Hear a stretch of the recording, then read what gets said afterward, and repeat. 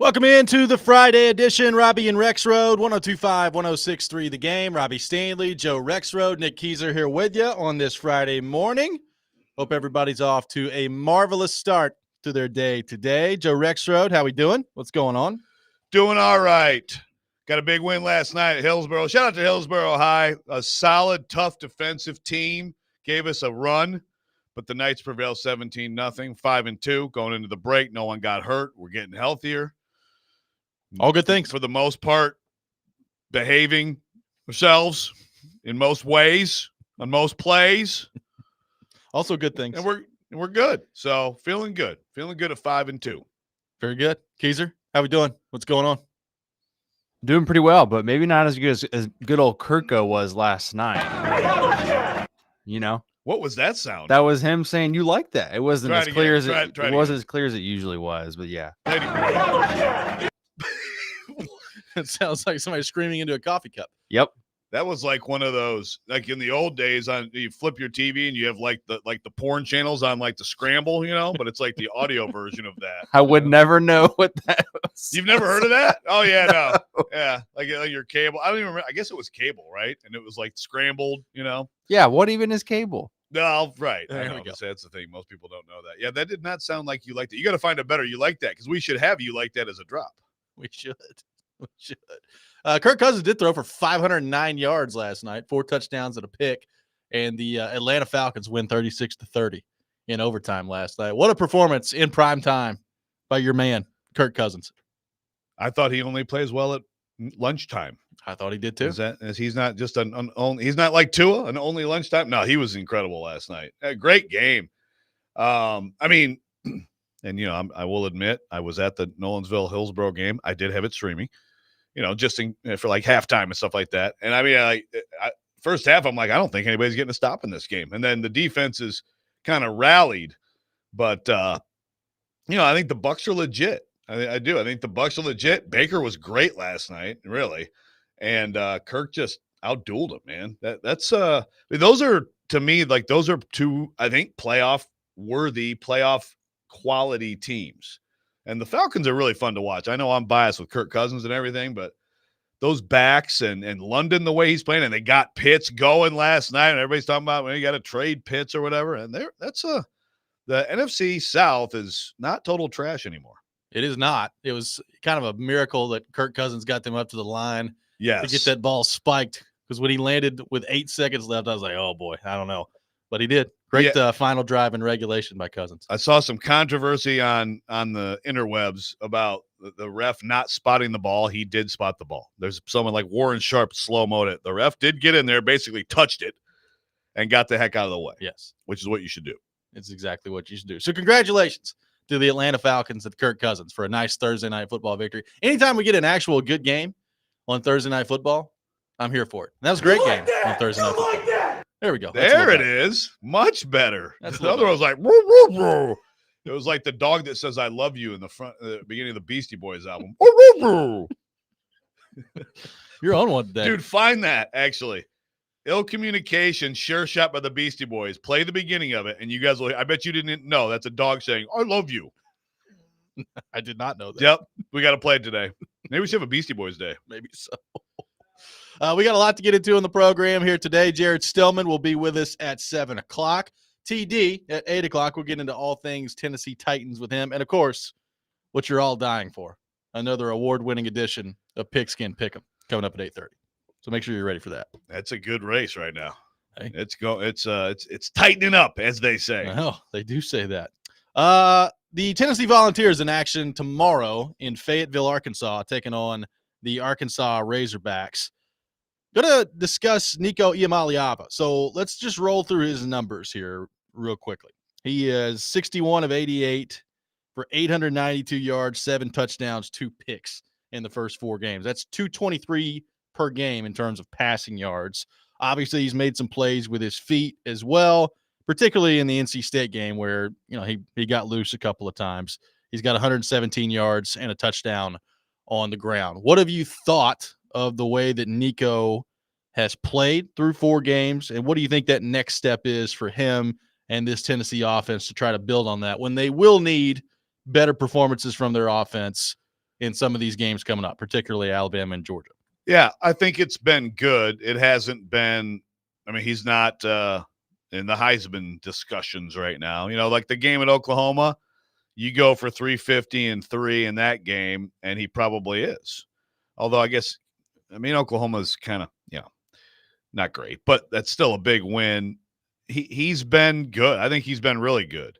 I think in terms of his feel, you know, as a runner, I think he's made some really nice plays getting outside of the pocket. I'm looking at so nationally in QB rating, he is 10th in QB rating at 176, and you know the guys he's behind are like kind of like the usual suspects. Well, Arch Manning, number 3, by the way, but like good old Dart, our guy Dart. Hopefully he's actually a draftable guy. I hope so. Our buddy Dart, Milroe, Manning, Ward, Drew Aller, Dylan Gabriel. So, you know, I mean, he's ahead of some of these other guys who are prominent QBs this year in college football. You know, you got to protect the ball. Got to be better. Like when you get sacked, not fumbling. The pick against NC State was not great. That was a little bit too risky, but also, you know, he loves it. I mean, over the middle, he's made a few of those passes, right? Like in the opener and actually against Oklahoma too. I mean, his arm talent there's no disputing it, you know. I think he's got a great mix of he has the fastball, but he's got really nice touch on his passes. I at some point, it's probably the Alabama game. And maybe it's Saturday, though, too. I don't know. I mean, maybe Arkansas is going to find some ways to get some big plays on that Tennessee defense that we haven't seen really happen yet. But I think certainly against Alabama, it's probably going to be more like, okay, it's 3rd and 9, and you've got to make a big play. Or, well, you're down 10 points, and it's on you now to put this team on your back. So we're going to find out. But, I mean, at this point, I can't say anything really, but he's been really good. Yeah, I would agree. I mean, I think he's been very good. He's made a couple of throws. I mean, I know one of them was against Kent State, but the one down the sideline that was like a 55-yard dot to Kent State, you're like, oh man, how about that? And then the one where he just ropes it over the middle on the post route to Dante Thornton. I mean, those are big time NFL level throws that he's making there. So, I mean, we've seen the ability for him to do it.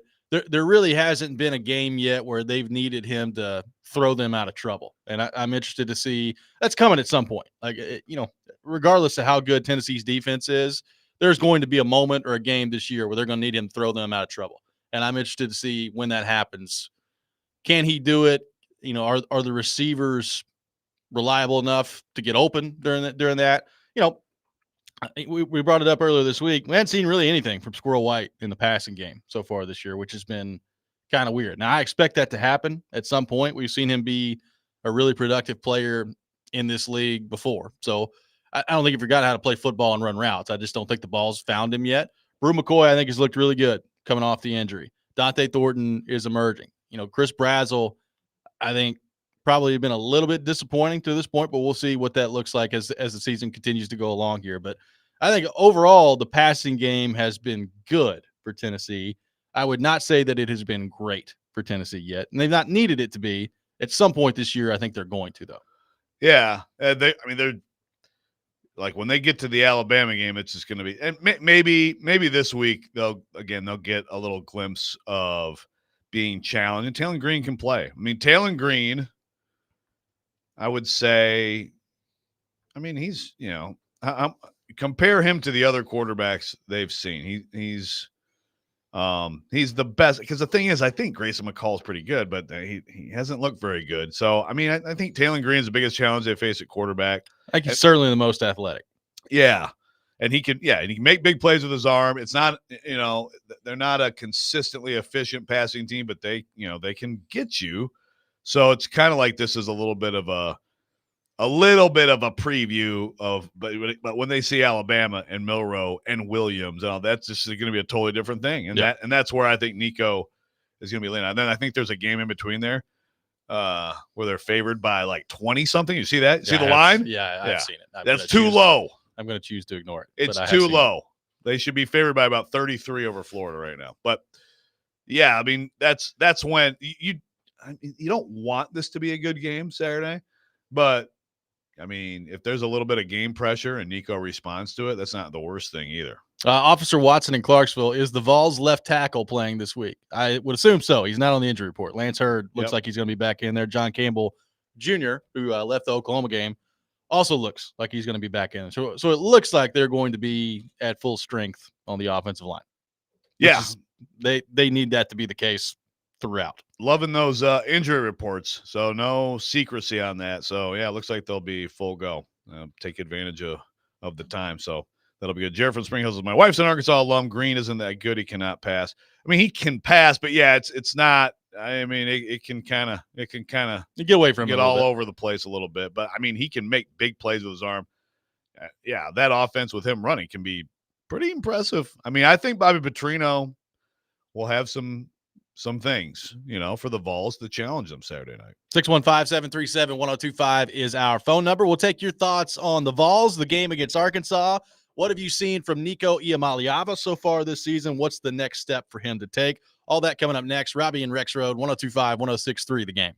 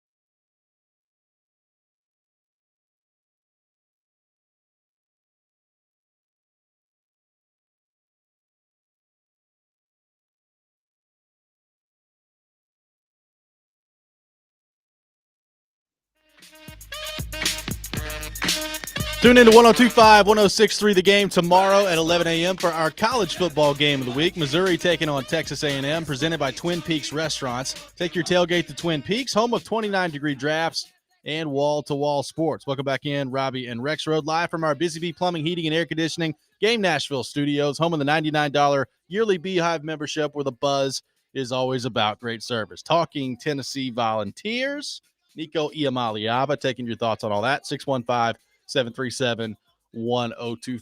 I have been very impressed with him in terms of it feels like from the jump this year, they've been able to run their entire offense without a hitch. They've been able to have some different personnel packages. We saw in the NC State game, they went a little heavier with some tight end looks there that they hadn't really done before. Now, some of that has to do with, I think, the quality of their tight end room that they feel really good about right now. But bottom line is, there hasn't been anything that I don't think they've been able to do with Nico at the helm. And Heupel's kind of talked about that as like he has a complete understanding of the offense, which, you know, I know some people may not think is a huge deal, but for a true sophomore coming, I guess he's a redshirt freshman, but a redshirt freshman running the offense, to be like completely locked in that way, and what is a pretty complicated offense to learn to get used to from the jump, I think is from the jump this year, he's been pretty impressive in that regard. Yeah, and I mean, look, it's part of why last year was the plan was all along was just have that year to learn from the offense. I mean, or learn the offense, along with the need to get a lot bigger and stronger. Yeah. I mean, look, again, you see his game. I think he has a nice balance of he wants to throw it. He's got his eyes downfield, but he's a runner. I mean, he's going to. I mean, I think it's not that different from Hendon Hooker in the way that the feel he has, I think, for escaping the pocket, and then the elusiveness and speed.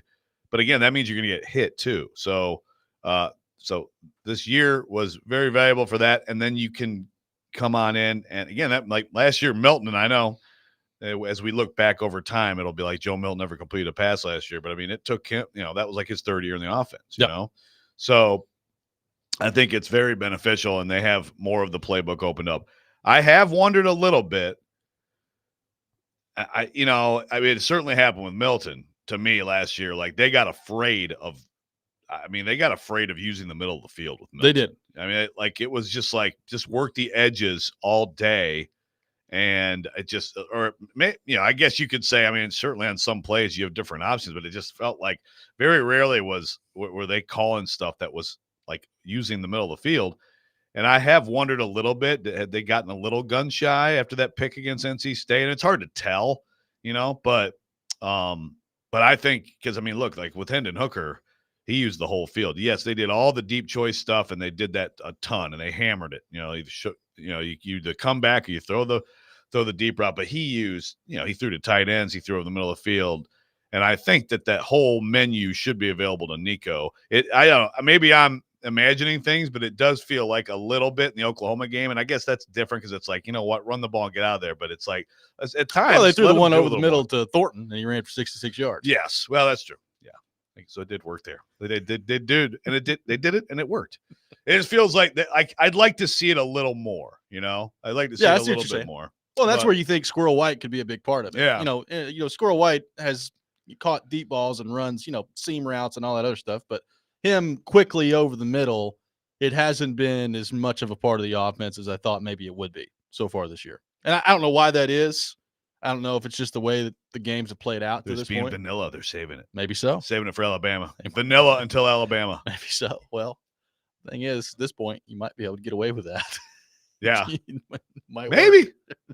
I don't know. Like, I would assume, like, you want to execute some things and get on the same page before you get to the Alabama game. Yes. So I'd like to – I mean, look – obviously they run the ball really well, and they're not going to just not run the ball on Saturday. So we know that we're going to see a heavy dose of the running game and Dylan Sampson and all that stuff, and that's fine. I would like to see Nico air it out a lot on Saturday. Like, I think we need to see. Like, let's – in an SEC game, let's see what he's got. Air it out. I agree. And when they're up 38-3 on Florida the next week, keep passing. I'd say leave him in. You owe them a couple. I'd say leave them in or leave him in like maybe through the third quarter, halfway through the third quarter, and then you can take him out. after you're up dozens and dozens of points on Florida You're making me in very your nervous. little warm-up game. But no, this week What is the actual line on that game? I saw 20. I saw 20 flat, and it will go up. Especially if Tennessee, takes care of business Sunday and plays well.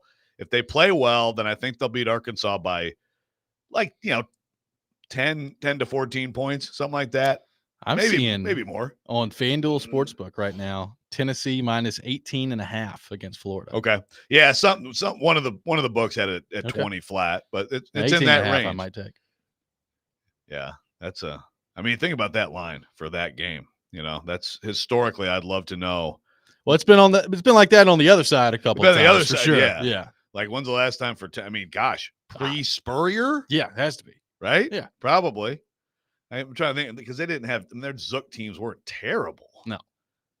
It's got to be pre-Spurrier. It's got to be pre-Spurrier. Yeah. Yeah. So, and look, that's what it's going to be. It's going to be completely. I know we can talk about it like next week, but it's just going to be making up for a lot of bad times against Florida. It's not going to totally make up for it, but it will be a blowout. Very nervous. Well, I'm sorry. I'm not as confident about this one. This game, I'm a little bit like, on the road at night. I mean, weird things happened. As Tim Corbin said about Arkansas, it's a different place. That's right. Yes.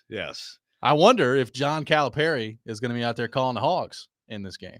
Is he saving the calling of the Hogs too? Because he hasn't done it yet. Yeah, I've not seen him do it. We know. As far as I know, we've not seen him call the Hogs. Yeah, it would be really disappointing if he's too good to do that. Like, what are you going to be embarrassed, John? Yeah, get up there and call the Hogs. You're John Calipari. Everybody rips you to shreds all the time anyway. Call the Hogs. Yeah. Not calling the Hogs would be an embarrassment. I hope he does that. Maybe that would be enough for Arkansas. It might be. Jared from Spring Hill. Tank for Nico. Draft Hunter this year. Then you'd have your left tackle, wide receiver, and quarterback.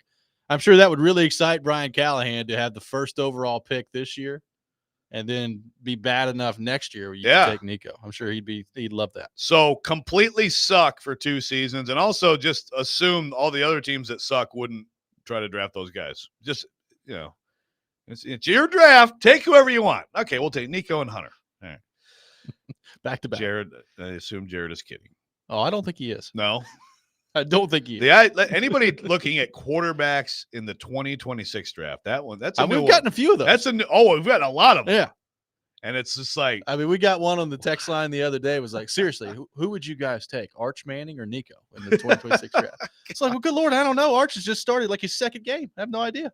Let me promise you, if Will Levis keeps going the way it's going and they are looking for a quarterback, I think – you could draft one, but I actually think like the veteran signing quarterback, like Brian Callahan's not like, yeah, let's have another horrific season and I'll be fine. Yeah. Because no this one owner gets doesn't fired. fire anyone. Yeah, this owner doesn't fire people quickly. And in the NFL, people don't get fired fast when they just do nothing but lose. Yay! Let's go for Nico.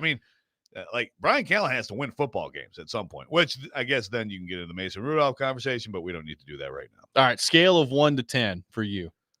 Your concern level that James Pierce Jr. through 4 games has a half a sack. He's credited with half a sack. Yeah, not high at all. I'm watching him play. He's getting the attention that a guy of his talent level should get from what I'm seeing. He's been close a lot. I don't know if you have like numbers on pressures, but I feel like his pressure. I do not have those in front of me at the moment. Pretty good from what I've seen. So concern level. It might be concern level for him because he probably feels a little bit of pressure to produce and stuff. And if you're Tennessee, what you don't want is a guy like that, because sometimes it can happen. Like you're a high draft prospect, and it's like you start playing outside yourself or outside the scheme to try to make a play. You don't want that. So it'd be good for Tennessee for him to have like a 2-sack game and kind of get off the schneid. But I like watching him play.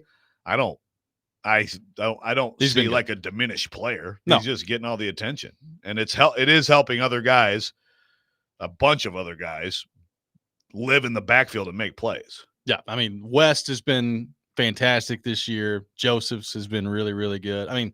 Look, they're like 12 deep up there. Yeah, it's unbelievable. It really is.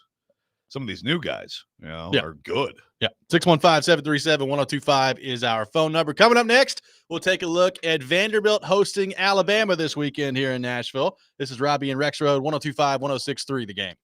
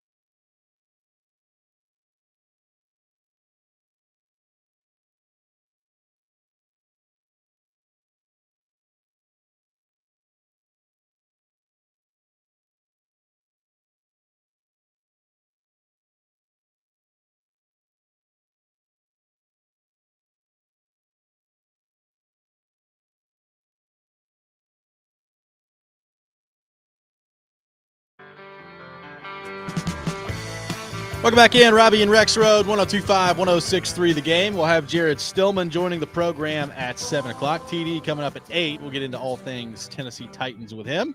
Taking your thoughts on our phone and text line driven by WilsonCountyHyundai.com, 615-737-1025. Vanderbilt hosting Alabama this weekend. Alabama coming off their biggest win of the year, probably the biggest college football game of the year as they take down Georgia last week. They are the #1 team in the nation, and they are coming to our town this week. Alabama on the FanDuel Sportsbook favored by 22.5. It was 23.5 earlier this week. So Ooh, some money coming in on Vanderbilt. okay. It looks like That's surprising, frankly, that is surprising. because I could see a lot of people looking at Alabama last week and saying, wow, look at that team. And now, Vanderbilt carries obviously a reputation. I do think this Vanderbilt team is quite a bit better, certainly than last year. And I think this Vanderbilt offense can do some things on Saturday. Yep. It's going to have to do. Sorry, it's going to have to do some special things Saturday to keep the game competitive deep into the game.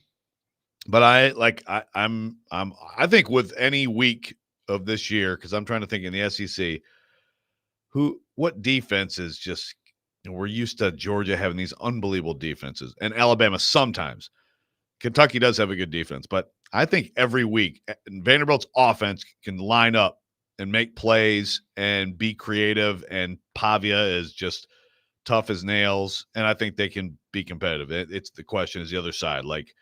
And this week, I hate the matchup for Vanderbilt. I'm sorry, they're going to need to tip a ball at the line. They're going to need to rip the ball out and have some luck to stay in the game. But I think their offense can do some things and score some points. Well, Vanderbilt's coming off the heartbreaking loss to Missouri. They had the bye week last week, so they're still kind of stewing on the Missouri loss. And quarterback Diego Pavia had some words on that front earlier this week that an interesting mindset heading into the Alabama game. Here's what Diego Pavia had to say. After 2 weeks and kind of a brutal loss in Columbia, how eager are you to just get back out there on Saturday? Yeah, the whole team is fired up to go out there on Saturday. Rando said it best. If you're down about this, then you ain't really is what he said. Like get up and get back to it. And so that's what we did. Saturday we came out, we punched each other in the face all day Saturday or Sunday, and then today was a great practice. So we'll be electric and ready to go. We punched each other in the face repeatedly on that Sunday. Just landing those blows. I really like that kid. I mean, how can you not? How can you not? And that's awesome. He actually got the Canes NIL deal too, by the way. Yes. So I hope it's a huge, awesome deal. He was talking, by the way, about Randon Fontenette, who's been one of the really good players on defense for them this year, but delivered the message for him. So, I mean, that's the worst. That's got to be the worst. That you ain't bleep. Yeah, that's pretty good. But that's got to be the worst, right? Like a loss like that, and then you can't play the next week. Right. A loss like that, and you don't have stew on it. You don't have a week to here's the next opponent. Here's your film. Here's your cut-ups of your matchup. No, just let's punch each other in the face, and be mad about it. But I'm sure they'll be ready. That it does give you extra time to rest, extra time to look at Alabama. And, I'm sure they'll have some interesting things for Alabama. And Alabama coming off the game of the year, huge win. Yeah. Everybody's praising him. Milrose, a Heisman candidate, and all this stuff. Rat poison. Trap game? I mean, if you're Vanderbilt, you definitely like that they're coming off that game, right? I would agree. I mean, and I don't even know what's next for Bama. I'll look here, but is this between? I mean, with the SEC being what it is, chances are it's probably South Carolina. Okay, road or home? Home. Okay, so it's not like they're also looking ahead. Really, it's some huge game. But no, I mean, I'm very interested to see how competitive Vanderbilt can stay. It's just, I mean, when Milroe is executing the way he did, and I think a lot of Georgia coming back was kind of that. You get the huge lead, you relax a little bit, you're being a little bit too conservative probably for a little while. You get a couple quick possessions, and all of a sudden the game has totally changed. I mean, I think if Georgia's offense had kept that game closer, Alabama probably would have just kept doing what it was doing and scored more points than they did. They are, with the way he's executing in that offense, they're a national championship contender, flat out. Well, and Ryan Williams, I don't know if you know this, 17 years old, and he might be like the top 5 best player in college football. So there's that too. You may think this is a hot take. The kid from Ohio State's better than him. Yeah, Jeremiah Smith is he's pretty better good than him. And I mean, they both would be and I assume Jeremiah Smith is 18. I mean, he might Yeah. be 19, but they both, I believe, would be first round picks if they came out this year. if they were allowed to come out of their freshman I year. would agree. I agree. Yeah, it's insane. Let's go to our 102.5 The Game phone line, driven by WilsonCountyHyundai.com. Welcome in, Adam in Portland. Adam, good morning. Thanks for calling in. Hey, Robby Joe, man. Hey, so I've never listened on the app like this, dude. I'm in West Virginia for these storms, and it is freaking awesome. Like zero cutting out. Thank I think you. that's the way to go in the future. Hey, man. So, just Joe, can the guy from Ohio State or whatever drift backwards at a 4.1 40, man? Like that dude was incredible with that. I think Vandy's in trouble, man. Like I know they've gotten better, and I like that they've gotten better, but it spells like everybody's going to bet on Vanderbilt, doesn't it? Like it looks like it. Everybody knows they're coming off of that game, and everybody knows Vandy hung with Mizzou. But I think Mizzou's so phony that this might be 50, man. Like it might be a 50 burger. And I don't want Clark Lee to get upset because we always get 50 burgers put on us with Vandy. But like this seems like a bad game for Vanderbilt. I don't think they should use this as like a benchmark or a tent pole as where they're at right now because I think it's a bad setup for them. Yep. Thanks for the call, Adam. Appreciate it. Yeah, that may be how it turns out. I mean, I luckily I did not see anybody saying, "You're next, Alabama." Good job, Big Joe. Yeah, that was Big awesome. Joe getting Vanderbilt in trouble. That was when they beat K-State, by the way. What was that, like 7 years ago? That was so awesome. And I mean, hey, I've said this, I think, on the show before, but they played Alabama that day, and all the Alabama writers, I swear, across the board were like, "Oh, this is going to be a good game." Everyone expected a good game. I know now it's like, yeah, it was a typical Alabama win by 1 million over Vanderbilt. Everyone expected a good game, and they punched them in the face to such it was. And again, you can find. Oh yeah, you did. We've done this before. Oh yeah. Right? Where you found my tweet about Tua that day. Yeah. Like, oh, yeah, Tua's going to take his job. Because, like, look at this dude. Like, they just put him their back up, and he's like, He's really good. ridiculous. Yeah. But I mean, Adam, you may be right. You may be right. But I do think that Vanderbilt gives itself a chance. And look, if you're Vanderbilt, you'd love to take Alabama and Texas off the schedule, get away. And frankly, I mean, Tennessee too. But, we'll get to that later. But you got to play them. So it may not be the benchmark, and I think you're probably right on Missouri. I mean, they have not been overwhelmingly good. No. They don't look dominant. But I do think that Vanderbilt, what they've done, it's something that if you execute your offense, it should give you a better chance in a game like this to not be embarrassed. I agree. Well, and the thing about this is like if you're Vanderbilt, you're trying to limit the possessions that Milroe and that offense can get. So you're chewing clock, like you're trying to execute your offense to a level where you're keeping Milroe off the field. And that may not always end in touchdowns, but like limiting the amount of possessions that he can get, I think is pretty important for them heading in the game. Look, I'll be honest with you. The line opened up this week. I saw it. It was Alabama minus 23.5. I thought that would skyrocket up to like 27.5. I know. And now it's down to 22.5. So that one kind of throws me off a really little bit. Interesting, because I mean, wherever the money goes, obviously, that can mean a lot of different things.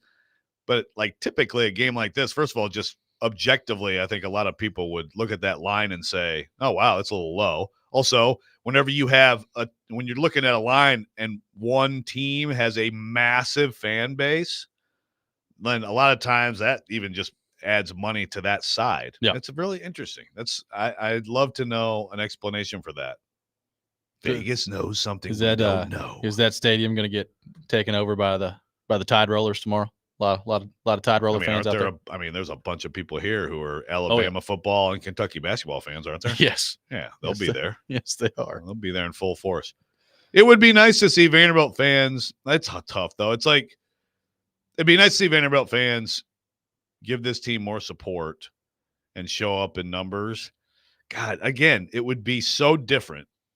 Like the last two games, but even one of them, if you don't lose both of them, and you're even just 3-1 right now, well, I feel like it would be such a different feeling right now. They could legitimately be 4-0. Oh yeah, and they could also legitimately be 1-3. Yeah. Right? Like they won that overtime game against Virginia Tech. Could have easily gone the other way, but the Georgia State game for sure, and Missouri. Like the Missouri game, they should have won, flat out. Like they should have won the game. That's what makes it so tough to handle at that point. Yeah, and so that's just it's going to limit, because I do think that if it was a different scenario, I think there'd be more excitement, and you'd probably see more of a balanced crowd than we probably will see Saturday. 615-737-1025 is our phone number, 615-737-1025. Coming up next, an injury update on Titans quarterback Will Levis. We'll get into that. Take your thoughts on all things Tennessee Titans as well. Got a couple of questions already on the text line. We'll get to those. Jared Stillman coming up at 7 o'clock. All that ahead. Robby and Rexrode, 102.5, 106.3 The Game.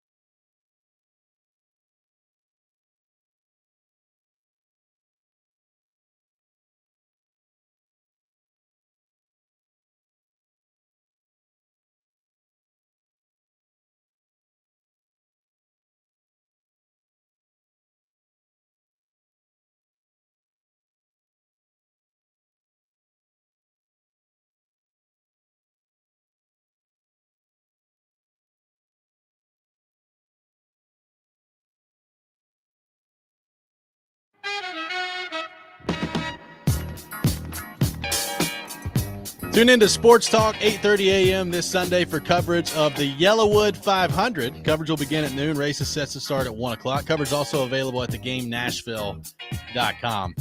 The Yellowwood 500. You got to love it. Taking your thoughts on our phone and text lines driven by WilsonCountyHyundai.com, 615-737-1025. Joe, an injury update on Titans quarterback Will Levis. This from Paul Kuharski of paulkuharski.com. Finally doing some work. About time. Will Levis suffered a sprain of the AC joint in his throwing shoulder when he dove trying for a first down in Miami on Monday night.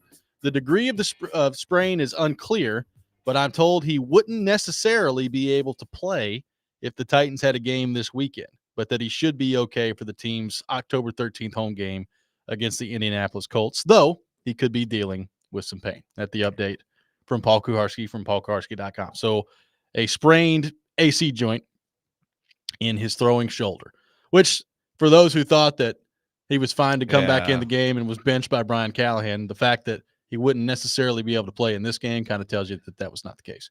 Yeah. So all of you who said that, and there's a few of you, you can now send your apologies on the text line. Be like, I mean, the fantastic meme of Levis, the latest meme. He is a meme maker. Didn't look like a guy who was faking that he was in pain. You know, It did not. So that's interesting. I mean, that's a little bit more serious than I would have guessed. So he'll be in some pain. I guess I would wonder, is there any chance that next week it is enough discomfort that they actually do consider Mason Rudolph, and then we can just scream about it all the way up until the game? Maybe so. Maybe. Rudolph versus Richardson. Rudolph versus Flacco. Rudolph Flacco. I think Richardson's going to play this weekend. So yeah. I mean, it's trending toward Levis Richardson. That's what I expect. Yeah. But the fact that, and that's a good report by Kuharsky in all seriousness, you know, that he might be in jeopardy of not playing this week. That tells you it wasn't nothing. No, well, and you know, it doesn't sound overly serious. You might be dealing with some pain. I mean, there are certainly worse injuries that he could have had there, but you got to protect that shoulder, man. Your throwing arm is the most valuable part of your body if you're Will Levis right now in the National Football League. So good to see that it wasn't like super bad. And, you know, from that standpoint, in terms of just purely the evaluation of Levis, not a bad time for the bye week, even though I think if you gave everybody in the Titans organization some truth serum, the week 5 bye sucks. Is there a team in the league that likes that? Yeah, no, I don't know. I don't think anybody wants to be off this early because you're gonna You just go right through the meat grinder the rest of the way. Yeah, you get to close to Thanksgiving and you've seen other teams get their off week then, and that's got to be like, oh God, what could we have traded you? Because this is the first one, right? Is this the first week when teams are off? Four teams are off, including the Lions. By the way, wow, yeah, NFL darling did them no favors there. Yeah, no doubt. But they'll both be well rested for their big showdown in a couple weeks. So get ready, everybody. It's good to see. So it looks like Will Levis will be available for the Titans when they're taking on the Colts coming up here on October the 13th at Nissan Stadium. And regardless of the way things have played out to this point, that is one more game on the schedule, Joe, that is guaranteed to be a big one. 1 and 3. If you get to 2 and 3, you're back in it at that point, and then the task gets very difficult going on the road to Buffalo and Detroit. But we are at the moment guaranteed at least one more big game this year for the Tennessee Titans. Yeah, I mean that's a way to look at it. And of course, the other side is if you lose this game, I really don't think you got another one. I don't think you will. I don't think you got another one in you. You are at 1 and 4. Well, in the locker room, it's got to be Custer's last stand going to Buffalo, right? But realistically, I just don't like their chances there, especially if they're 1 and 4, losing that home game. You know, at some point you have confidence of a team, however it goes. You know, however it plays out, it could play out that Levis plays well and they lose a game, but like this, the overall confidence of a team of being able to win football games. Because look, if you're being honest with yourself in that locker room, you're happy you just won this last game. You played a non-NFL quarterback. You did in the last game. I mean, I just like or a quarterback who his coach completely botched how to use it. Like that was not an NFL offense that you played. Right? It's what it is.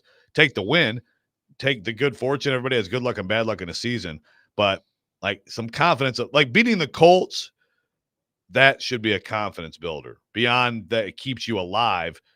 That would mean something. Yeah.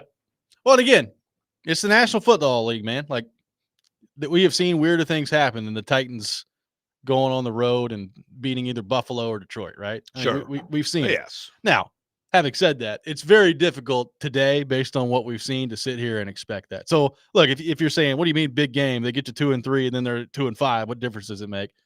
I hear you, but 2-3 at least gets you back into the fight here for a little bit, and then maybe you can go on the road and steal at least one of those games between Buffalo and Detroit. It's the number one defense in the NFL. It is. There may be an By the asterisk numbers. next to it, but I mean, you can put an asterisk next to any statistical. I mean, right now, Sam Darnold is the leading MVP candidate. Yeah. Is Sam Darnold going to win the MVP this year? I'll go ahead and put a crazy guess out and say no, right? But they are the number one defense. And I think and they're not really the number one defense. They are a good defense. So if they can get to better than good, then that's the type of defense that can give you a chance in games like that. It's just, both of those teams' offenses right now look awfully good. Well, and both those teams can get after the quarterback a little bit too. And I know the Titans, to their credit, came up with a nice plan to protect the quarterbacks against Miami. Can you do that every week? Like, is that something that you can really do every week? Like, at some point, particularly probably in those games when you're on the road, your drop back passing game has to be a part of it. Like, you're going to have to drop back, let some routes develop, and try to push the ball down the field a little bit. And I still worry about this offensive line when that's the case. How effective can they actually be? Yeah, I do too. I do probably have some, again, it's Bill Callahan related optimism, but that was good. That was a step forward. I don't think there's any doubt that was a step forward. Was it a random step forward? I don't know, but given his track record, again, like Cleveland last year was real. They had the injuries, but they were also really bad early, and then they got amazingly competent given the circumstances in particular. So I do have some optimism that they're going to build on that. Yeah, I mean, I would hope so. Like, the one thing that makes me feel really good about where things could be going there, like J.C. Latham to me looks good. Like, and that's really encouraging. We talked about it last year. How much can just fixing that side do for your offensive line? Now, you can't just be absolute, dog water everywhere else on the offensive line. So there's still got to be improvement from those guys, particularly Petit Frere. Cushenberry's got to play way better than he's played to this point. Actually, Radens has been, I wouldn't say he's been good, but he's been fine. Like, Radens has been not near the top of the list of worries on the offensive line. Yeah. There was the one play the other night where Radens and Skoronski blocked each other. I don't know. It was somebody got mixed up, and it was quite a they blocked each other. But no, Radens, it's all relative to expectations. But so you have to keep that in mind. But they were pretty low for Radens. But no, I mean he's been fine. He's fine. Matt from Fairview says NPF against Aiden Hutchinson. I just had a nightmare. This from Matt from Fairview. Hutchinson pretty much goes on the other side. So for the most part, that should be. I mean, they move him around, but I think he's more comfortable coming at the left tackle typically. So I think that'll be mostly the matchup will be him and Latham, and they don't really have another guy who scares you. So they got Reeder. They do have Reeder inside, but he's just a big guy who just plugs. Yeah, he got a sack the other day. He did, but we won't count that. It doesn't count. The Titans get to 2, even if they get 2-5, if they beat the Colts, they lose those 2 games like everybody will expect them to do. Then you have the Patriots, Chargers, and then the Vikings come in here. So you could get yourself with an opportunity to be at 500 when the Vikings come in here. And I mean, the Vikings right now are the toast of football. They're the surprise team.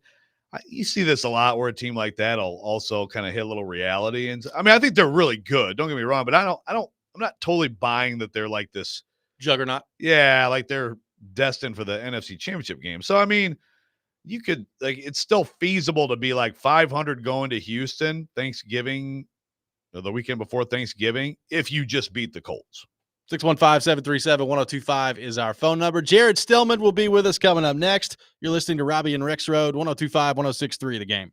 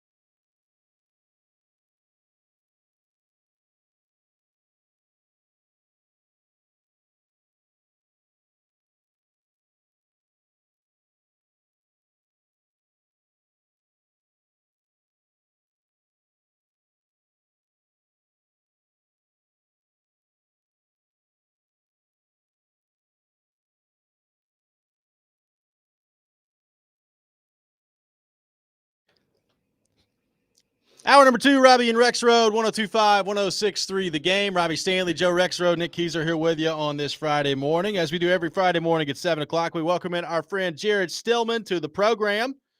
Jared, good morning. How are you? I'm good, guys. How are you? Good. First off, condolences to your Atlanta Braves. Just didn't quite have enough against the Padres. You know, I mean, I think there's like a certain level of context with every kind of win or loss or whatever it may be. The last 2 years, I wasn't upset when the Braves lost in the first round of the playoffs because they won the World Series 2 years prior to that. So I was like, can't be upset. This year, I mean, they had every injury in the book. It was like the Titans season from the last couple of years, and they still found a way to make the playoffs. They did not play well in the playoffs, did not pitch well in the playoffs, but they did their best, and I can tip my cap to that. So you make excuses for your baseball team and you nitpick every little thing about your football team. Wow. That's interesting. Well, I mean, what excuses does my football team have? I don't know, but you just found some from the Braves. Why can't you find some from the Titans? They did have a lot of injuries. The Braves won the World Series 3 years ago. If the Titans won the Super Bowl, you wouldn't hear me bitch about anything. Really? Oh, I need to test this out. We'd all love to test this out. I will tell you right now. I don't know if you guys have heard me.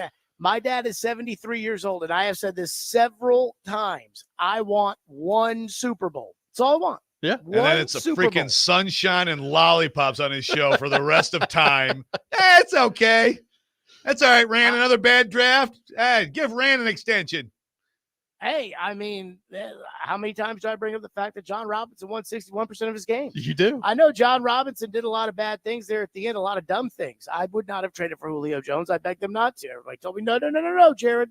They need him. But again, Jared remembers the 3 times he was right about anything. Hey, he's looking pretty good. No, I remember all the times I went on Corey Curtis's show after they signed somebody, and I said, you know, I don't like this, and everybody got mad at me when they signed Clowney.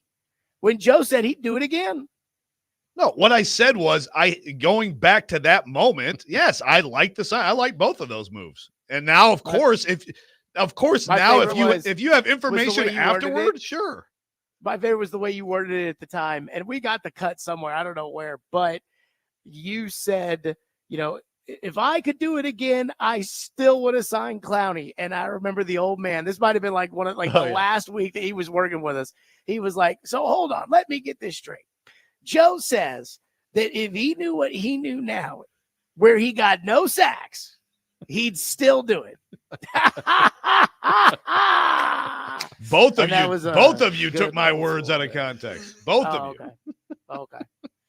Very disappointed though, Robby, because of my defeat at Jared versus Joe. I lose every now and then at Jared versus Joe. Every now and then, but yeah.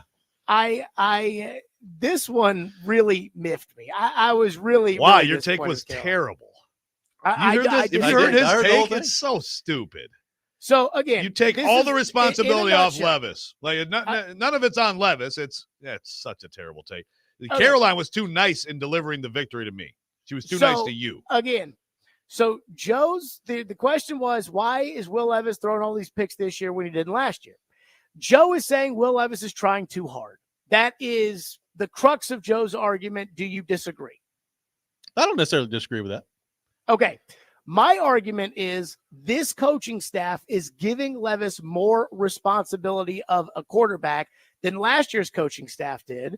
Last year's coaching staff babied him, and defensive coaches get to watch tape too, so they adjust to what they see on tape. And I would say this in every sport. I mean, in every sport, there's the initial period, and then there's the adjustment period. And the question is, do you adjust to the adjustments? Guys get called up to the major leagues, and they hit home runs right away. All of a sudden, teams realize, you know what? He can't hit a curveball. They start throwing you curveballs until you adjust to it. So I think it's crazy that you and Caroline think Levis's problem is that he's pressing too hard. Well, my problem is they want him to be a big boy quarterback, and he can't be a big boy quarterback. I'm not dismissing more on his plate. I'm not dismissing that defenses, they learn more about players. But then it can't be the stupidest take of all time, Joe. Right, but no, because the question was however it was phrased, about his dumb plays. None of what you said explains the holy bleep roller or the miracle flip. And those are the plays that we think about, right? Those are just, what could you possibly be thinking, dude?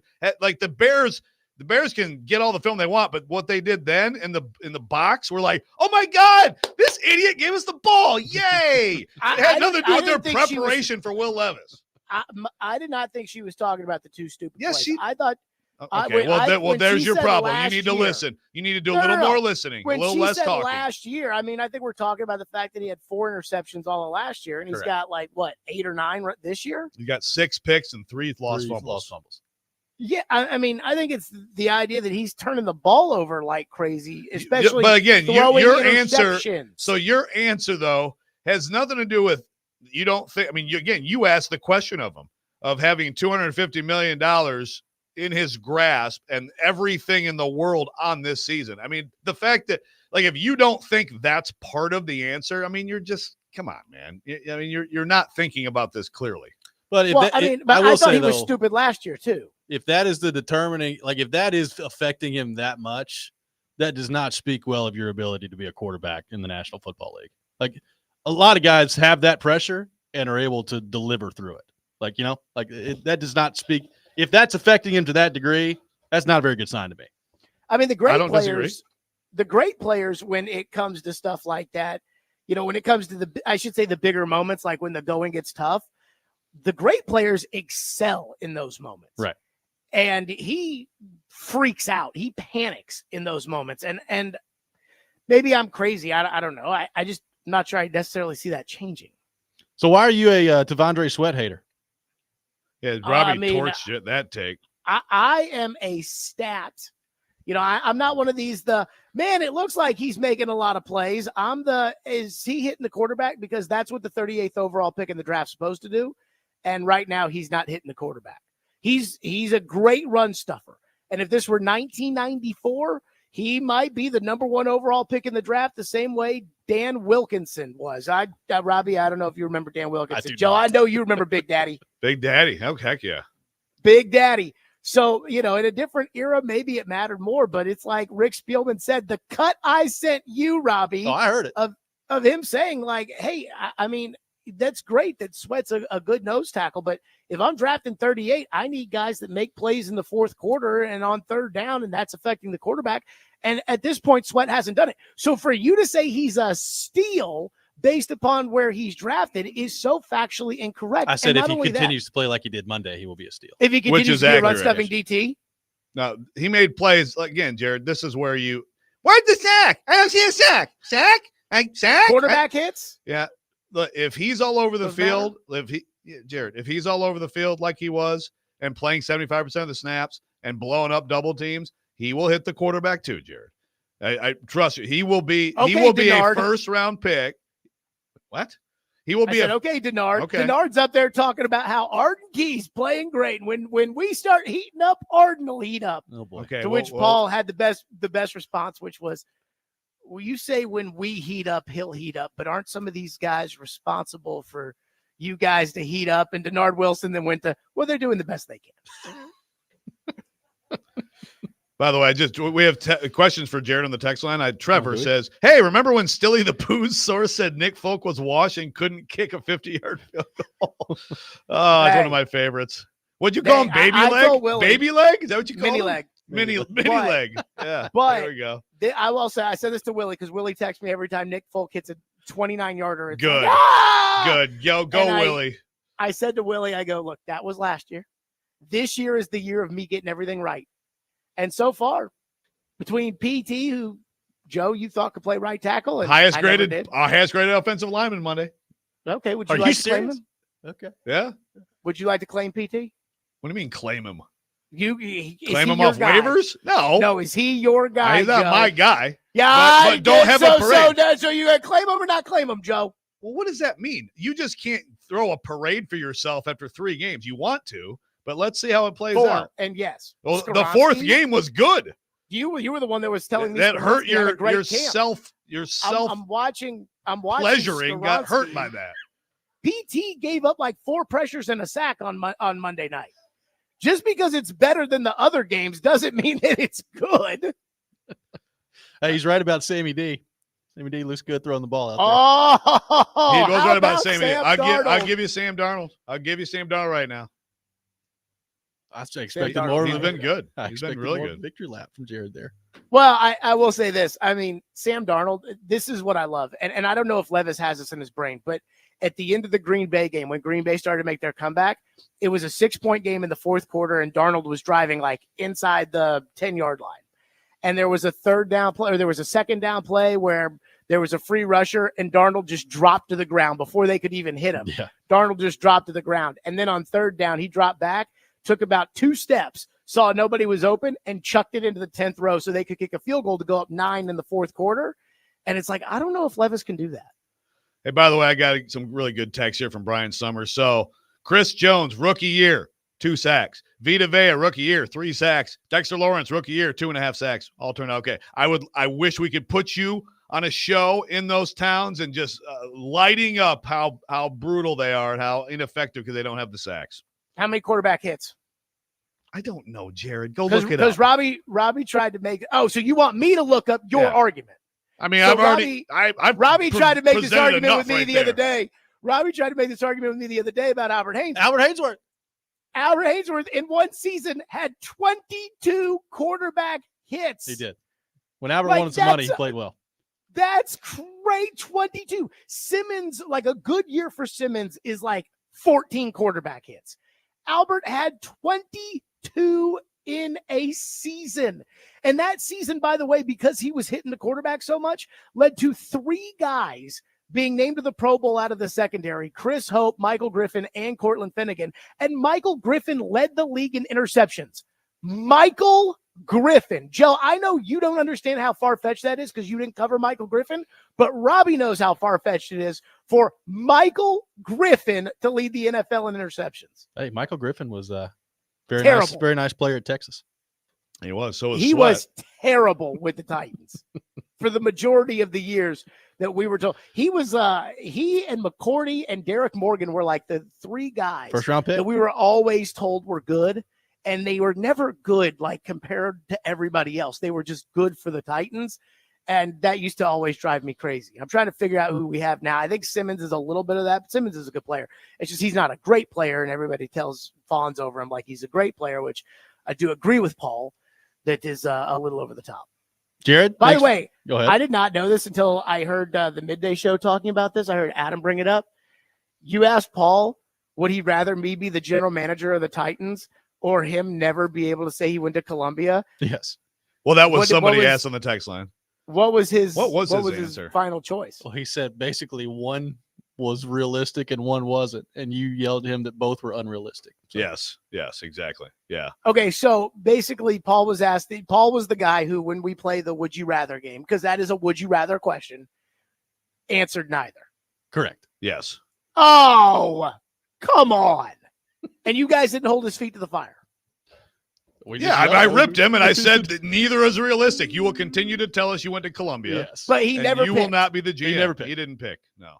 Why don't you have him on and grill him? Have Paul on? Yeah, have Paul on. Paul?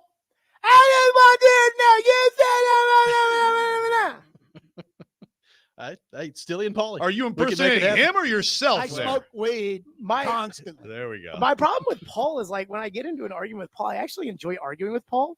But when I get into an argument with Paul, my biggest problem is like about minute 6 of an argument, he starts to become like really personal. Yeah, you guys both go a little. And then it's go like, a and so little then I deeper have to like make a sometimes. comment about how no one in this town wants to hire him because I have to throw 97 like up and in to back him up off the plate.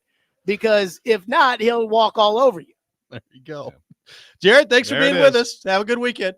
Gentlemen, have a good weekend. Jared Stillman, our guest every Friday morning at 7 o'clock. We'll react to what Jared had to say there. Take more of your thoughts on our phone and text lines driven by WilsonCountyHyundai.com. At least didn't say anything to get us an FCC violation today. Robbie and I Rexrode, almost did. 1025 1063 The Game.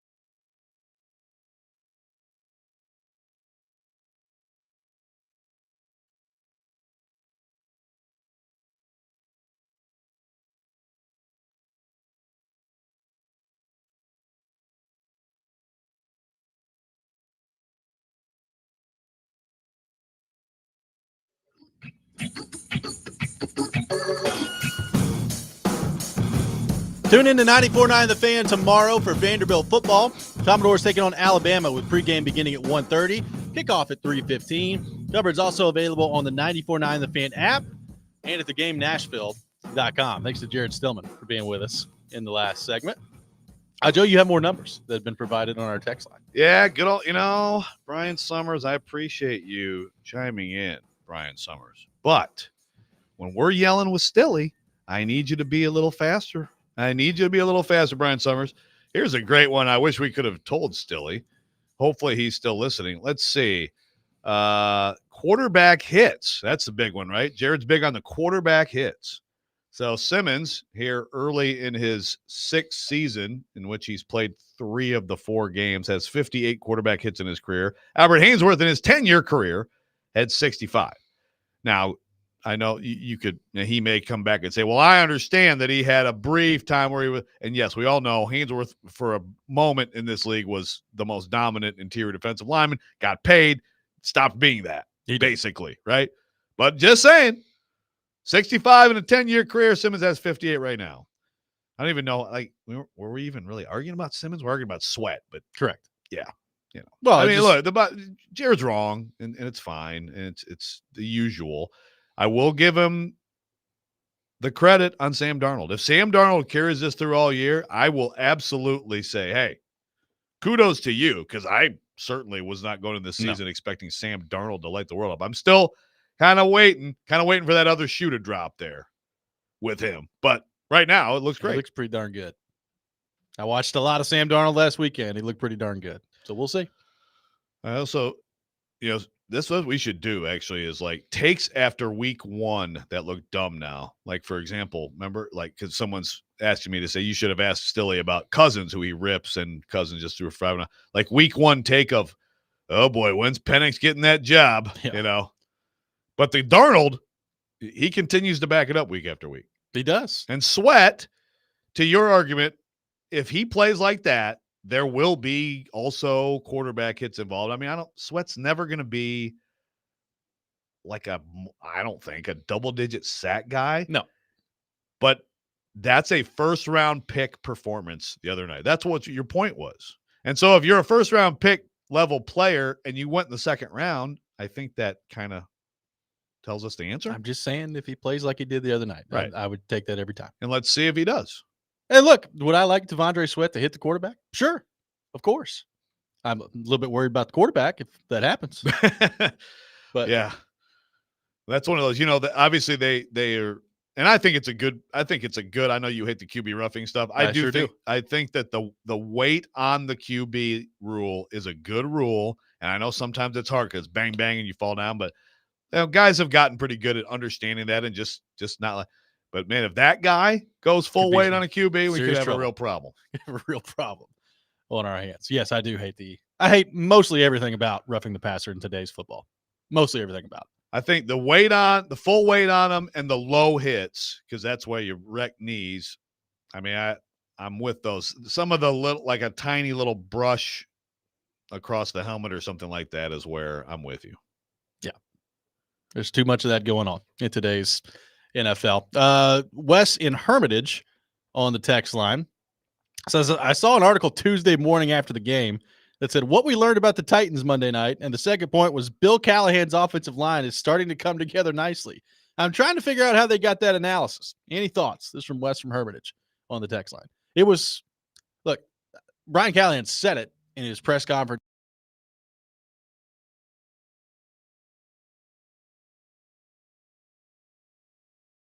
Drop back passing. And look, it's pretty clear through one quarter of the game, Joe, that Tyler Huntley was not going to be able to hurt you that badly on the other side. So to me, that does change what you do offensively, right? Yeah. Like you start to run the ball. You have, quick sets in your passing game. Like, Mason Rudolph made a couple of plays, right? Like the play right before the half to get the ball down the field to Tyler Boyd is a nice play. Like, but they didn't drop back that much in the game. So like it was just a different type of game. So did they make progress? Yes. I'm interested to see what that progress looks like when they are forced, which they will be here shortly, to drop back and throw the ball in the game. Yeah, no, that's totally fair.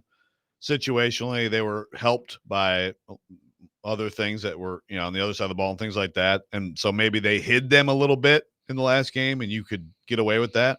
I still feel like there were enough reps of like 3rd and long, obviously mostly Rudolph, where I thought they created a legitimate pocket, for him. So, and I know also, by the way, Jalen Phillips got hurt in that game. So as soon as he goes out, he was the problem and he beat NPF, pretty severely early in the game. But yeah, you're right. We'll see. I still think it's a confidence builder. And I know that the numbers weren't great, as Kuharski pointed out. There were definitely plenty of 1 and 2 yard runs, but I think that you see like that they need to stay close in games, stay attached to teams, stay ahead, and run the ball a lot. Yeah. Ron on the text line, do you think that there are still quarterbacks in the league that are willing to give up some of their money to get the help to bring in on the team like Brady did? Maybe Mahomes, do you think, or is everybody money hungry these days? Oh, so Brady, Saint Brady. He wasn't money hungry. He gave up some money. Yeah. Robert Kraft You're bought such a him an hater. island, and we all know it. This is the NIL of the NFL. The owner's like, hey, man, here, I'll put this in a Swiss bank account for you. First of all, Brady's not the only guy who's done that. In fact, didn't we just have a situation like that? I thought we did have a situation like that with one of the QBs in the league. I don't. There's been so many of them, I don't remember. Yeah. Trevor Lawrence didn't give up any money. No. Neither did Jordan Love. Yeah. Yeah. Look, first of all, Neither did Tua. Yeah, well, frankly, good for him. If the Dolphins are going to pay you with the questions you have around that, good for you for getting it. Yeah, first of all, yes, I think we will see more situations where, there's people doing that. But another thing is, and this is kind of aligning me with Stilly, but it is different now with the cap. You can do more now in terms of kicking the can down the road. So I do think that's part of the answer, and that may change the next CBA. We'll see, but I think that's part of it too. But everybody money hungry. I don't know. I know. Let me raise my hand. I'm going to get every cent I can if I'm an NFL quarterback or anything. Yeah. So I don't think there's anything wrong with that, is there? I don't think so. 615-737-1025, our phone number, 615-737-1025. Chase Whitebluff says Drew Brees always did it too. I guess that's true. Yeah. I don't remember the contract. I don't remember that, but I'm not disputing it. 615-737-1025. We are less than a week away from opening night for the Nashville Predators. We'll roll through some Preds thoughts coming up next. We'll have the Rexrode at 7:45. TD joining us to talk all things Titans at 8 o'clock. All that ahead. Robby and Rexrode, 102.5, 106.3 The Game.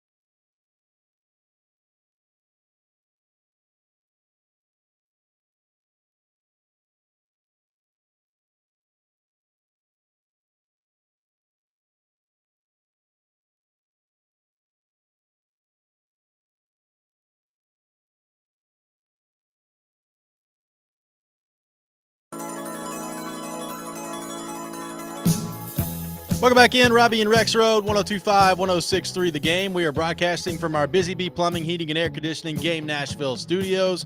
Home with the $99 yearly Beehive membership where the buzz is always about great service. We are 6 days away from opening night for the Nashville Predators. They will take on the Dallas Stars next Thursday at Bridgestone Arena. That's insane to me. Kind of is to me, I too. say it every year. Happens quick. And here we are. October the 10th will be opening night for the Predators against the Dallas Stars. Obviously, there's going to be a ton of excitement about this team, ton of intrigue heading into the year with the new pieces that they've got. I will say the preseason so far has been pretty encouraging on that front. Now, full disclosure, the last 2 preseason games they've played were against a bunch of nobodies from Tampa Bay for the most part and a bunch of nobodies from Carolina. And no disrespect to those guys. Remember, I'm saying with all due respect, but most of those players are not going to play in the NHL. So the Predators did basically what they should have done. They won 6-0 against Tampa Bay. They won 6-4 the other night against Carolina. So in those 2 games, Jonathan Marchessault has 3 goals and 2 assists. He got 5 points. Stamkos set him up for a nice shot the other night.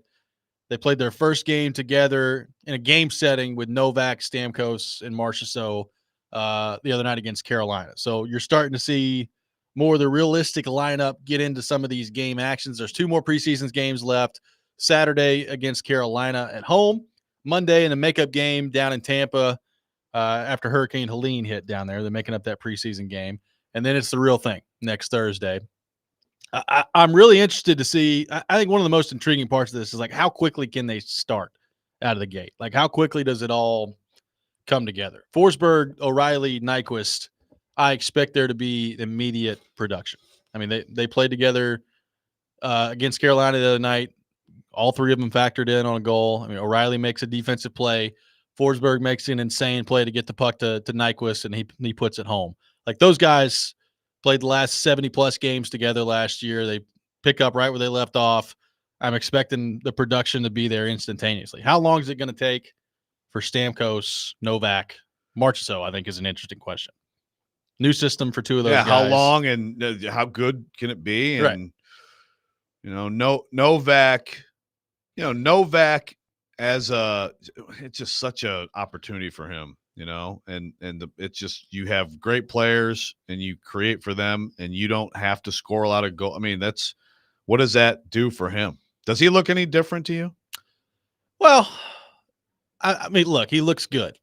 Now, I still have big questions about him. Here's how I would approach it, and they may disagree with this. I think regardless of how he plays, and he could put up 75 points in the regular season, I don't care.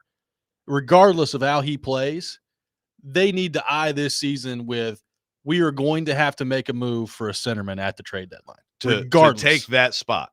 To take that spot, or at least give you an option at that spot. Yeah. He doesn't necessarily have to take it. With the playoffs, but in the playoffs, you need an option for that spot. Look, I have questions about their center depth anyway. Like, Ryan O'Reilly is a good player. We know that. Is he a number 1 center still? Probably a really, really, really good number 2. But he's playing number 1 role here. Like, I don't worry about Ryan O'Reilly. If you have depth behind that, then you're fine. Right. That's the thing. Exactly. Right? Novak, I have big questions about. Like, the playoffs to me were a pretty big red flag for him last year. Yeah, he's got a heck of an opportunity in front of him. And you've got Stamkos and Marchessault on both wings, at least to start. So that's a heck of an opportunity. Sissons, and we'll see what they do on the 4th line, with the Karen, and they got Jankowski down there and Parson and all that. But I still think center depth, particularly quality center depth, is a big issue for this team. Regardless, to me, I think you have to plan on, if you're the Predators, making a move there at the deadline.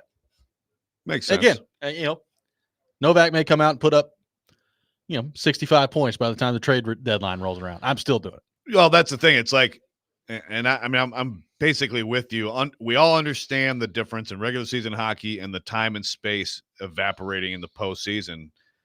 Just given who he is physically and as a player and stuff. I mean, I think obviously I could see him having a good regular season, but you still, like, until you do it in the playoffs, there's going to be some skepticism, and I think it's fair. Yeah. Let's go to our 102.5 The Game phone line, driven by WilsonCountyHyundai.com. Welcome in Bob in Antioch. Bob, good morning. Thanks for calling in. Good morning. Good morning, guys. The other day I saw a prediction that had the Predators 3rd in the Central Division. this year. And so my question is, if that plays out and they wind up having finished third in the Central, does that mean in the playoffs they would play the team that was second? That is correct. So that means that, again, according to this prediction, it had Colorado as second. So that means if that scenario played out, that they would have a really tough first round opponent. And so my question to you guys is, based on all these high expectations, what's the minimum that the Predators have to do this year in terms of advancing in the playoffs for you to consider the season at least moderately successful? Yeah, thanks for the call, Bob. Well, look, they're clearly all in, right? Like we've talked about this. I mean, they're about as all in as it gets right now. Now, they've done so to their credit without having to give up a ton of future assets, right? Now, Askarov's not here anymore, so there is some future assets that you've given up. But for the most part, they've been able to keep their farm system intact. So I think their window is the next 2 years, like maybe 3. But, you get to year 4 in the contract for Stamkos and year 4 in the contract for Marchessault. I mean, you're talking about guys in their late 30s at that point. Right. So how realistic is it? And how long is Yossi great? Right. How long is Forsberg at this level? I mean, Yossi is older than Forsberg. Yes. I mean, he's the timeline, right? Yeah. I mean, as much as anything. So, I mean, the next 2 years, you need to be pushing for a championship. Yeah. Like that's how you determine whether or not it's successful. Like if they go out this year and they're out in round 2 and next year out in round 2 again, it's hard to call that a success, right? Like, I mean, they've pushed their chips to the middle here. And look, maybe they have positioned themselves where, whenever the Stamkos, Marchessault part of this is done, or at least on the backside, maybe they do have enough coming up where they can keep it going. I don't know. I think it's still too early to determine whether or not that will be the case. But they're in. Like this, you need to make some deep runs here in the next couple of years. I think they've got the team to do it. Right. And look, a big part of that is UC Saros.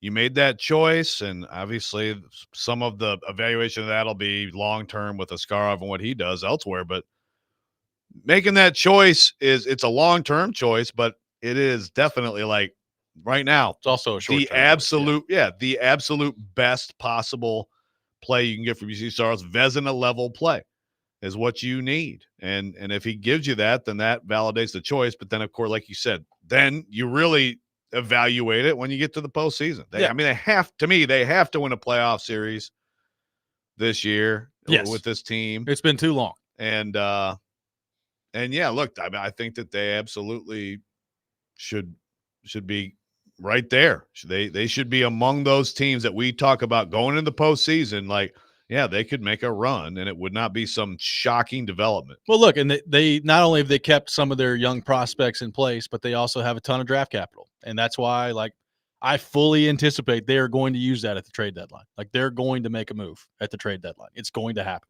So whether it's at center or on defense, whether it's both, like they're going to make a move at the deadline. If they're, unless things just go completely off the rails before then. Like, I think they're going to hang around. Bob brought up Colorado there. You're going to see a lot of people heading into the season probably rank it in the Central. Dallas 1, Colorado 2, Nashville 3. I actually like Nashville more than I do Colorado because of the overall depth of the team. Like, Colorado's really top heavy, and their top players are unbelievable. Pretty freaking like good. Nathan McKinnon, Cale Makar, Mikko Rantanen. It's hard to find a much better trio than that. I mean, McDavid, Draisaitl, and Bouchard maybe, but that's about it. So that's a heck of a trio they've got. I still have big questions about Colorado's depth. I think the Predators are a better overall team than they are. So we'll see what that looks like. And again, goalie should be, that should be the differentiator, a big part of it. It should be. Now, to Bob's point, if you win the division, you're getting the wild card matchup, whether that's wild card 1 or wild card 2.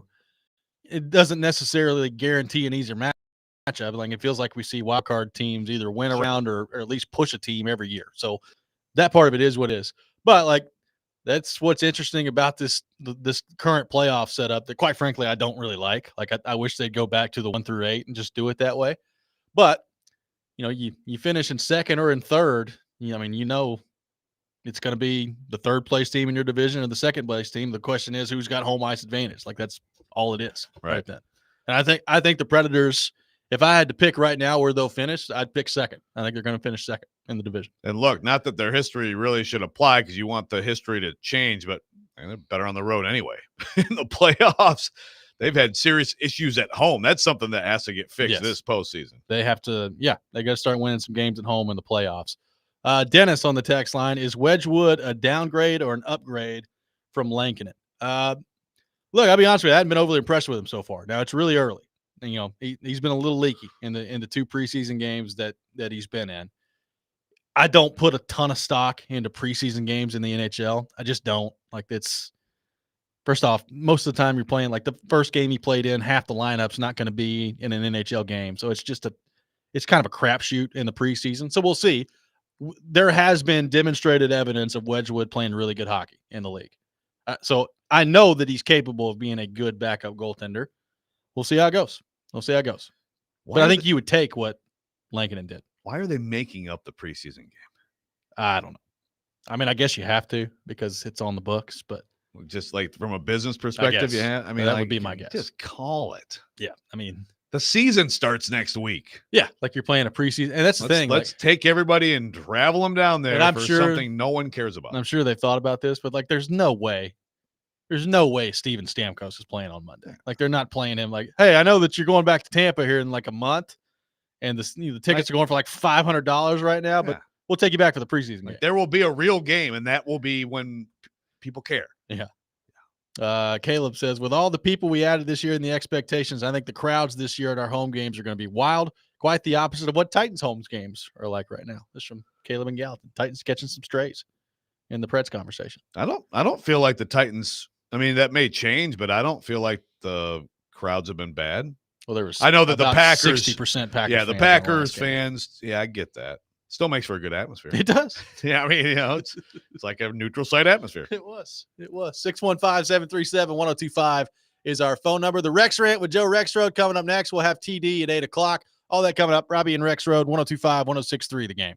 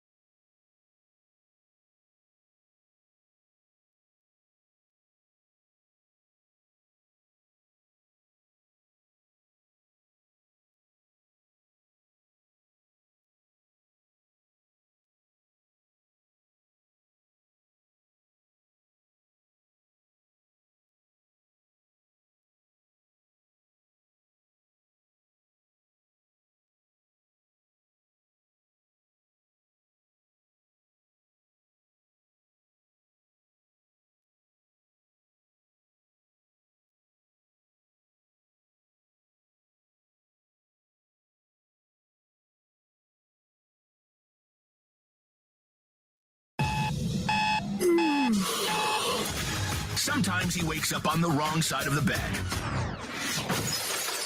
And sometimes he's just, well, Joe. Awkward moment. Let's do it. This is the Rex Rant, now on Robby and Rexrode. What's up? This is Scott Stapp from Creed, and you're listening to Robby and Rexrode on 102.5 The Game. Okay. Did I say Rexrode right? Rex. Rexrode. Okay, let me do that again. Worries. What's up? This is Scott Stapp from Creed, and you're listening to Robby and Rexrode on 102.5 The Game. I think Scott Stapp's aware of that clip. I don't know. That's a great question. He lives here, right? Yeah. Oh, he listens to us every day. He knew who you were. Yeah. I hope he's very aware of that clip. That'd be amazing. That would be truly fantastic. I mean, I really don't think it's true, but like if he actually did, he got a word that like there's a sports talk show in town that just rips your terrible band all the time. Again, don't include me in your ripping. Yeah, sorry, that's the show's stance. You know, it is not. Well, that there's a sports talk personality. Yeah, there you go. That's ripping you, and then he's like, yeah. Let tell me that idiot's name so I can botch it in this, and that's what I choose to send believe a little warning shot. I'd love to believe that. That's what I believe happened. I hope so. Creed sucks. All right. So, you know what else sucks? Every once in a while we need to bring this back up. How many teams are in the SEC now? 16? More than that? I think it's 16. They went to 16 with Texas and Oklahoma. I think so. They play 8 conference games. Yeah. You soft ass, terrible freaking league. I mean, like, are you kidding me with this garbage? Like, look, the SEC is easily the best league in college football. It's the Big Ten and the SEC are always compared. They always will. And by the way, next week in this town, leaders are going to be meeting and they're friends now and all this stuff and talk about stuff. And that's going to be one. Trying to get some auto bids for the college football playoff. Well, yes. Yeah, there's that too. Because the SEC and the Big Ten, no. We need all our auto bids. Okay. But the SEC and the Big Ten, so they compare. I mean, the Big Ten, I think, has a little bit more money. They get a little bit more in their annual payouts, but they're comparable in every way. On the field, it's not comparable. The SEC is a much superior football product with way more legitimate teams. And they can't give us 9 SEC games when they have 16 SEC teams. Get this crap out of here. Get this crap out of here. I mean, we're just every few weeks, this is going to be resuming as a rant. It's an absolute joke. So great story by Seth Emerson, the athletic friend of the show. 7 most watched games this season per Nielsen ratings, and 10 of the top 12 have had at least one SEC game. Now, of course, as we've discussed with this whole thing, they've gone back to ESPN and Disney and said, well, if we're going to do this, then can we have more money? So here's some evidence that it's worthwhile. But remember, even if you don't get it, Georgia-Auburn, the oldest rivalry, will not be every year. Alabama-Tennessee, 3rd Saturday in October, will not be every year. Texas A&M, yes. Yeah, this sports stupid, and Texas and Oklahoma coming here, and wow, Greg Sankey dug the knife into the back. But you know what? They're great programs, and now that means we get Texas and Texas A&M again. No, not every year. The basis for the movie Best Little Whorehouse in Texas can't even be an every year rivalry. That is true. Dolly Parton, Burt Reynolds, underrated 80s movie. Alabama LSU, that's a pretty good one. Nope, sorry. There's no way to preserve these if you stick with 8. We all talk about better games. We have an expanded playoff. And you can't go to 9 games when you have 16 teams. We're going to talk. I just promise you, we've talked about this some too, but once we actually get there, when we get to what you see in the difference in scheduling and how Georgia might get screwed this year and Missouri might get in because they got a completely different level of schedule than Georgia got. I think they lose tomorrow, but that's just me. Yeah, you may be right. But that stuff like that will happen. And 9 games won't eliminate that, but it gives you a little bit better chance. The more you can have, the more chance of some semblance of balance in these schedules that you have. Again, also, you have the product. Again, let's charge the fans 10% more for the NIL fund. Okay. Hey, I get it. You can play the shell game however you want. You can't give them 9 games. There's no excuse. And so there's this Big Ten SEC scheduling thing that they're going to be talking about next week. And it makes sense. So you're probably going to have some sort of it's like like almost like the basketball, The challenge. yeah, type thing where they're going to, and that's great. More good games. But the Big Ten may balk if the SEC doesn't step up and go to 9. I mean, just enough of this crap. That needs to change instantly. There's no excuse for it. And also, the other rant that I'll continue to bring up over and over again is once we see the top 4 seeds, great job. You've earned it. You've earned a bye. That's actually the correct word, use of the word bye. You've earned a bye to the second round, and you get to play in some antiseptic neutral site for the rest of the entire playoff after playing in an antiseptic neutral site for your conference title game. That's a different rant for another day, but it's out there. I don't see that one changing.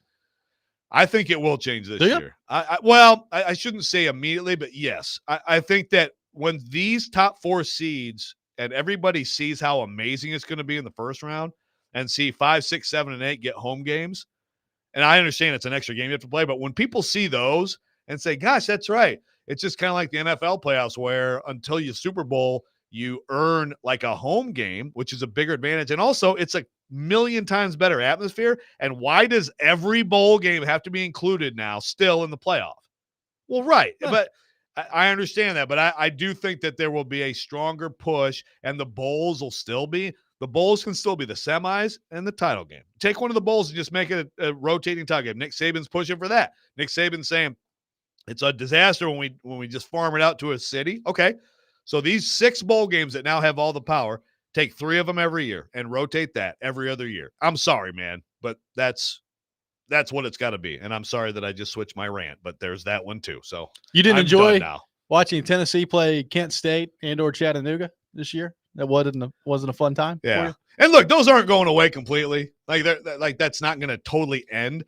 But yeah, let's take one of them and make it an SEC game, please. It does not add up with everything else that's going on. It is so soft. I honestly, when all this expansion started to happen, and we got into this, I thought 9 games would be a foregone conclusion for the SEC. I didn't think it would didn't be even really any kind consider of an that argument. it would be. Yeah, like I thought it would be no doubt done. And when they came out, I mean, it's been like a year now since we've talked about it. When they came out like a year ago and it wasn't happening, I was like, "Are you serious? Like, is this not going to 9?" It's unbelievable to me they've not figured out that solution yet. Right. And look, and this is competing.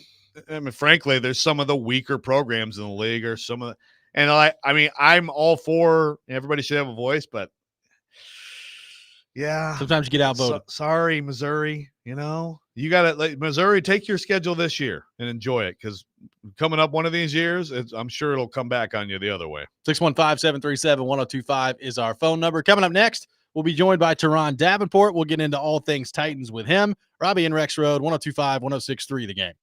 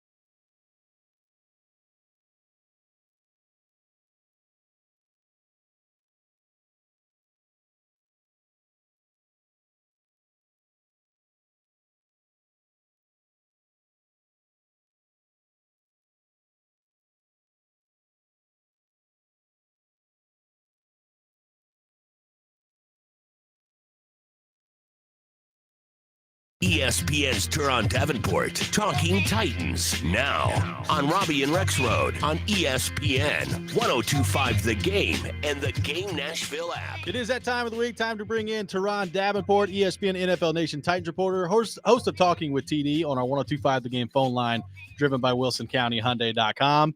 TD, good morning. It is the bye week, and you still have to talk to us two bozos, so I apologize to you for that. No, it's all good, man. But Pete Alonso, baby. Yeah, how about the Mets last night? That's right. Hey, listen, man. I was in Chipotle waiting for my daughter to get done at the high school football game, the Hillsborough game, and I know people in there, they probably thought I was a fool because he hit that home run and I erupted, man. Oh, my God, that's awesome. Wait, you could have been watching the Nolensville-Hillsborough game with me last night? Yeah. My daughter wanted to go to the game, and I let her go. I had to watch my Mets, though, man. I had to watch my Mets. You know what I mean? I get it. Playoff baseball. Yeah. Come on now. I know. I'm all in, man. I'm all in on the playoff baseball. Could we see, Mets, Tigers? I'm here for it. TD versus Rexrode Bowl? I'm here for it. Well, I mean, look, the Phillies are going to be a mighty task before them first, though. Yeah, no doubt about that. So, TD, we were talking about this earlier this week. Calvin Ridley in the last 2 weeks has 2 catches for 14 yards. Now, I understand Monday night's game, it became pretty clear early on that you didn't have to throw the ball a ton in that game to win if you were the Tennessee Titans. So take that for what it is. But after the bye week here, if you're Brian Callahan, how do you start to get Calvin Ridley going a little bit more in this offense? Yeah, well, here's the thing. You're probably not going to have to throw the ball much to win against the Colts either because their run defense is horrendous. But, yeah, I think it's really all about getting him involved early. And Brian Callahan has spoke about that before, just the value and importance of getting guys the football early and getting them checked in. And he has plenty of experience with that, having a guy like Jamar Chase, right, all those years in Cincinnati and T. Higgins, et cetera. So they'll have to do that. I mean, jet sweeps, we already seen that he could be potent on those, get him the ball, set him in motion, those crossing routes and things like that. Just get the football in his hands and let him get in that rhythm quickly. And they're going to need to do that because they need to be able to offset the rushing attack that has become pretty good.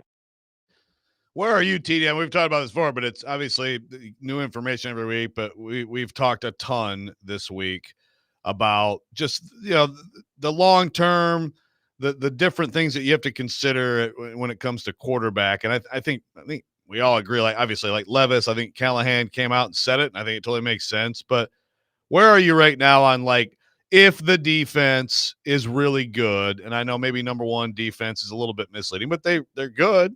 They could get better. You get Simmons back in there. You could see where this defense, you get a Woozy back in there where it could be very good.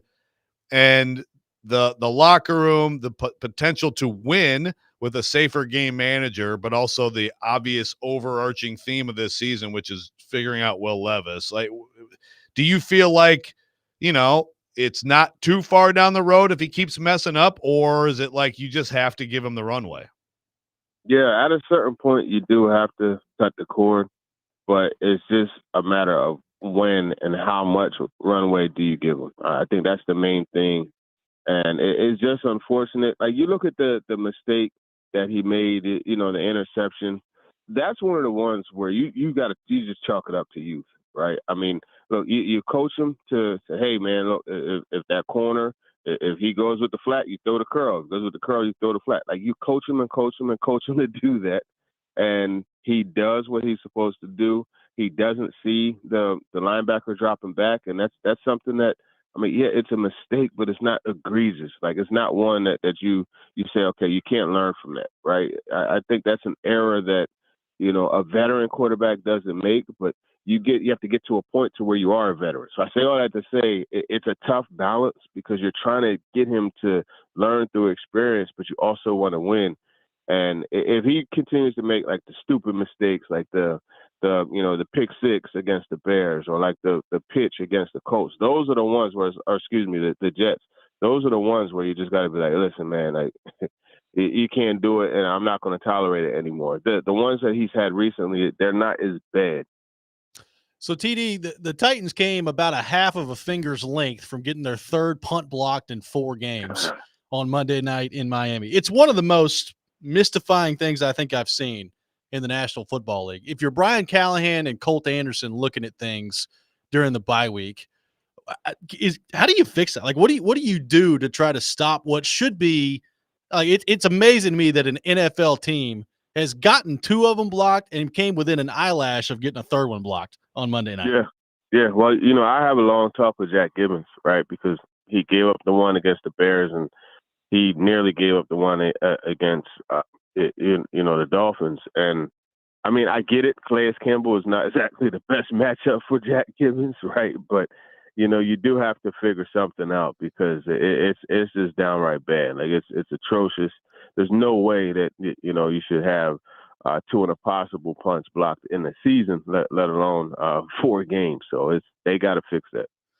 Okay, well, let's get you in on another argument we've had on this show this week. So Tavondre Sweat, Robby has all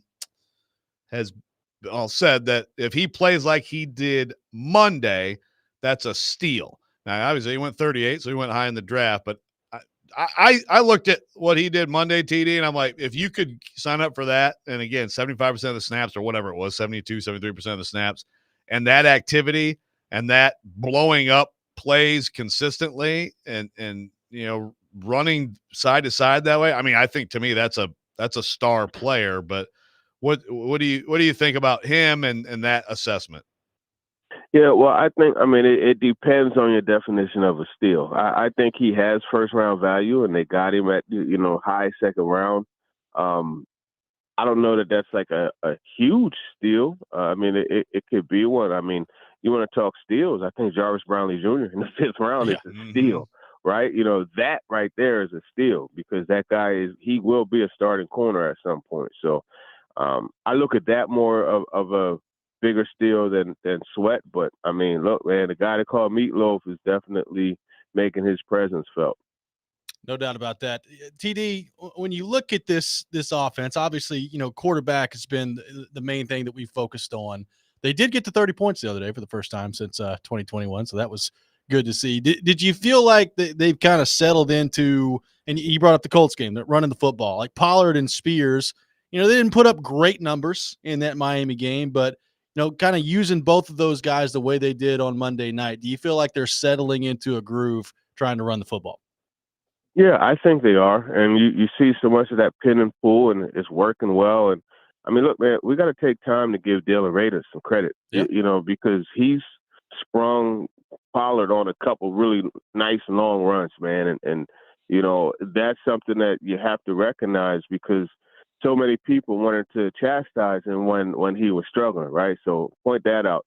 You look at J.C. Latham, he's another one where, I mean, you could see the path towards, a guy who may have that Trent Williams-like presence, right? And I think the offensive line is coming into shape. Right tackle, I mean, look, Nicholas Petit-Frere, we didn't say his name, so that's a good thing, right? Yeah. He didn't get penalized, he didn't get beat, so that's something to grow on. And I mean, who knows? Maybe that comes into shape. I don't think it's going to myself, but we'll see what happens. I think the offensive line is coming along. Yeah, Petit-Frere, TD. Again, it was interesting last week because we kind of heard, Brian Callahan's kind of talking about it like it's like Duncan or him. And I never bought, like, I was like, man, I just don't think it's going to go well off if you go Duncan. And then Duncan's not even a factor at all. I mean, he's an inactive in that game. Were you surprised by that when that came out before the game? I was surprised just because of the talk that he and Callahan and Nick Holtz had about them rotating and stuff like that. So yeah, I was surprised. But I mean, if you go back and watch the film from that game, you wouldn't be surprised. But if it's just performance based as opposed to comments based. No doubt about it. Well, TD, great stuff, man. Good luck to your Mets moving forward here. Enjoy the bye week, and we will talk to you next week. Yeah, for sure, man. Saturday it starts. We'll see. Might take a flight on Sunday. The tickets are crazy, but yeah, we'll see. Oh, okay. On hand for some Mets baseball. There you go. Love it. Thanks, TD. Appreciate it. Hey, man. All right. Appreciate it. Teron Davenport, our guest, joins us every Friday morning at 8 o'clock. We'll react to what TD had to say there, get back into some college football as well. Coming up next, Pigskin Pick'em at 8:30. All that ahead. Robby and Rexrode, 102.5, 106.3 The Game.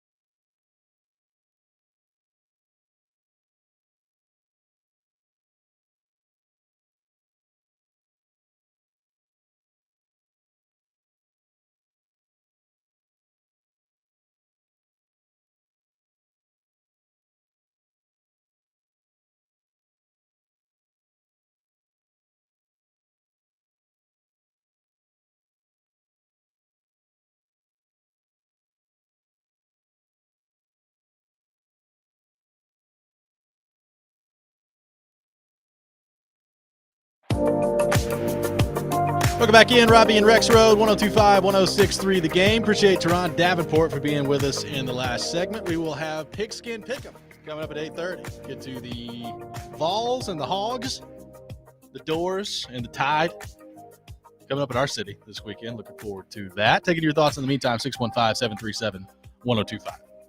So real quick, I got to deal with this chucklehead on the text line who I went through his history, and it includes PK needs to apologize for the Arden Key fake news. So, I mean, that's what we're dealing with here. This 706 area code, that's Georgia area code. I won't say the whole number. We like the state of Georgia. Yeah, I'd probably get in trouble if I said his whole number on there. So he's going at me and screaming stuff like "Still he owns you" and all this stuff. But basically, he's trying to. I know which is fine. But he's trying to say he started with this. Joe, do you do research? Georgia, Auburn, and UT Bama will happen every year. And I said, yes, I do research. He also asked who my source is. My source is the Southeastern Conference. So let me tell you the facts, Chief. I'm glad you used that word.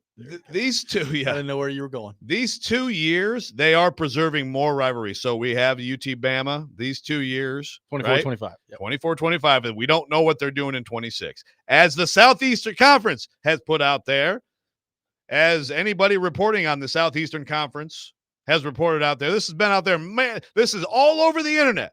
So I don't know if you got some weird dark web websites you go to for your football information, but let me tell you, you cannot preserve more than one rivalry if this becomes a permanent 8-game thing. Again, I'm not giving new information, but it's a PSA for everybody who doesn't know this. You're one uninformed person who doesn't know this and keeps talking trash on the text line. You cannot do it. If you do it, then you are going to have such imbalance and teams not playing each other for years. That's why it can't be preserved. Again, it's going to be 1 preserved if it's long-term 8, which is another reason 8 is a terrible idea. If they go to 9, they can preserve 3, which is why 9 is an absolute essential idea. So thank you for playing. And by the way, I'm sorry if I was. If it was 1, Tennessee, Alabama would not be preserved. It would be Auburn, Alabama. Exactly. Yeah. So again, this is why. So they have determined, like Texas A&M, which I said earlier, that's number 2. It doesn't get preserved. It's not every year. If they go permanent 8. Texas, Oklahoma is preserved. Correct. So Tennessee, I believe Vanderbilt is the one. And we were talking during the break, if and when they have to go to 9 and preserve 3. And if they do, then to me, Tennessee is just a no-brainer of Florida, Bama, Vanderbilt. I believe. Yeah. Although, so Alabama, they have Auburn. A lot of Bama fans would make LSU a part of that. I don't know. It's going to be interesting to see how it all shakes out that way, too. Like, if you're Florida, obviously Florida, Georgia will be preserved. So, Florida, Georgia, Tennessee. Who's their crossover always been? LSU?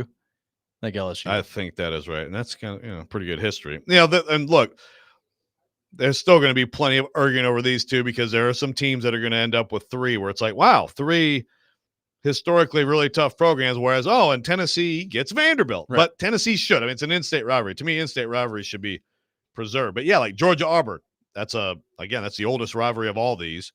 Congratulations to you, Auburn. You get Georgia and Alabama. Yeah. Yeah. So nothing's perfect, but please stop texting me to give you my source when the source is the SEC, like in press releases. If you want to send me your email address, I'll send you the press releases that are the source for this. But, hey, I'm sure on the dark web you got some really good information. 615-737-1025. No, I enjoyed every second of that. Yeah, long fuse. Long fuse. Tennessee taking on Arkansas this weekend. We'll get to our picks here in just a few minutes. They are a 13.5-point favorite on the FanDuel Sportsbook in Fayetteville. This is an interesting game to me. Like, it's on the road at night in the SEC. I certainly don't think that Arkansas is a great team. I think Oklahoma is a better team than Arkansas is. Having said that, I know Bobby Petrino can call some offense, and Taylon Green, very athletic quarterback, got a big arm. I'm interested to see how Tennessee's defense responds to it. More interested, though, to see the offense. Like we talked earlier in the show about Nico Iamaleava. He's been good so far. I mean, he's thrown for 223 a game, 7 touchdowns, 2 picks. He's made some big plays with his feet as well. He's not really had to have a game yet where he carries them. I mean, he's played well in most of these games, but he's not had to have one yet where he carries them. And I don't know that he's going to have to carry them tomorrow either, but I am interested to see what the passing game looks like. I think after the NC State game and the Oklahoma game, which have been their 2 most, quote unquote, competitive games of the year, the passing game has left a little bit to be desired in both of those. And I'm interested to see what that looks like tomorrow. Yeah. The thing is, it's not great for Tennessee if he has to carry them tomorrow. You want it to be more comfortable in that, but it'd be nice to just see him have like a 300-yard, 3-touchdown game and just have just a little, like the passing game be a little bit more consistently productive and utilized. Look, I mean, when you're running the ball Yeah. for 300 yards a game, it's hard to get away from it. I get that. you're blowing people up on defense, and Dylan Sampson is finding massive tracts of land in the middle of the field. So it's like, it works. But I do feel like to get geared up for what I think is going to have to be kind of a shootout sort of game against Alabama, might not be bad to kind of get all those parts functioning well for the next couple games. This one, which could be tough, and the next one, which the Vols will name their score on Florida. Well, and they've got to get a receiver outside of Brew McCoy going. And I know that Thornton has made like Big three plays. big plays this year. But is that what he is? He's like one big play per game, which I mean, you probably sign up for if you're Tennessee. Sure. But getting him a little bit more involved. I mean, the big one to me is Squirrel White. Like Squirrel White hasn't done really anything in the passing game to this point, and they've not necessarily needed him to. But as the season goes on, he's going to have to be a pretty big part of what they do throwing the football, and he just hasn't been to this point. Yeah. I think Squirrel White getting more involved would be a great sign Saturday. I still think there's more with the tight ends. I agree. mean, that's they got a pretty good situation there at tight end. And I they like the haven't ability had. of Brazel. Like he's made some good plays. I don't know that he hadn't made as many plays down the field as I think that they thought heading into the year. It would be good, like just to see, and I don't know the collective number, but to see those 4 receivers in particular, have like 20 catches between them in a game. Yeah. I would be willing to bet right now that they have not had a game like that where wide receivers have caught them many passes. Again, some of it is situational. It's like, I have no problem at all with what Heupel did at Oklahoma. I think that was a smart coaching move. But yeah, light it up here and get Nico, kind of, I think he's been good. He's been really good, but get him to where it's like, oh, okay, there's the Nico game. And then you kind of have all the elements you need for the push. Yeah, for sure. And I think another big part of that is like, can you, the play action game, it's a little bit different with Tennessee because, basically on every pass, they're running some sort of play action, right? Like very, very rarely is it a snap to Nico and he just drops back and goes. Like there's an option pretty much on every play. There's a lot of RPO in there. A lot of RPO in there. So, I'm interested to see. I'd like to see him come out throwing tomorrow. Just come out throwing, try to establish the passing game.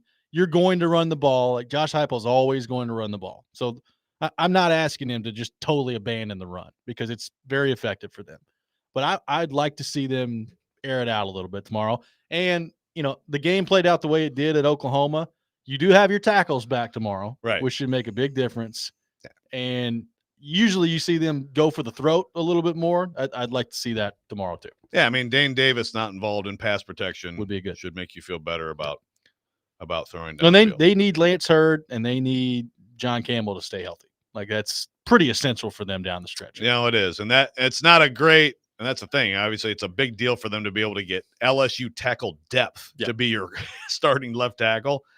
But like the depth situation on the O-line is probably the most concerning thing, right? Yeah. Until I see the secondary play poorly, that's got to be the most concerning thing. They've got some young guys that I think they're excited about on the offensive line, but I don't know that any of those guys are ready to play, particularly as the schedule gets a little rougher here coming up. Right. Like you need Hurd for sure to stay healthy.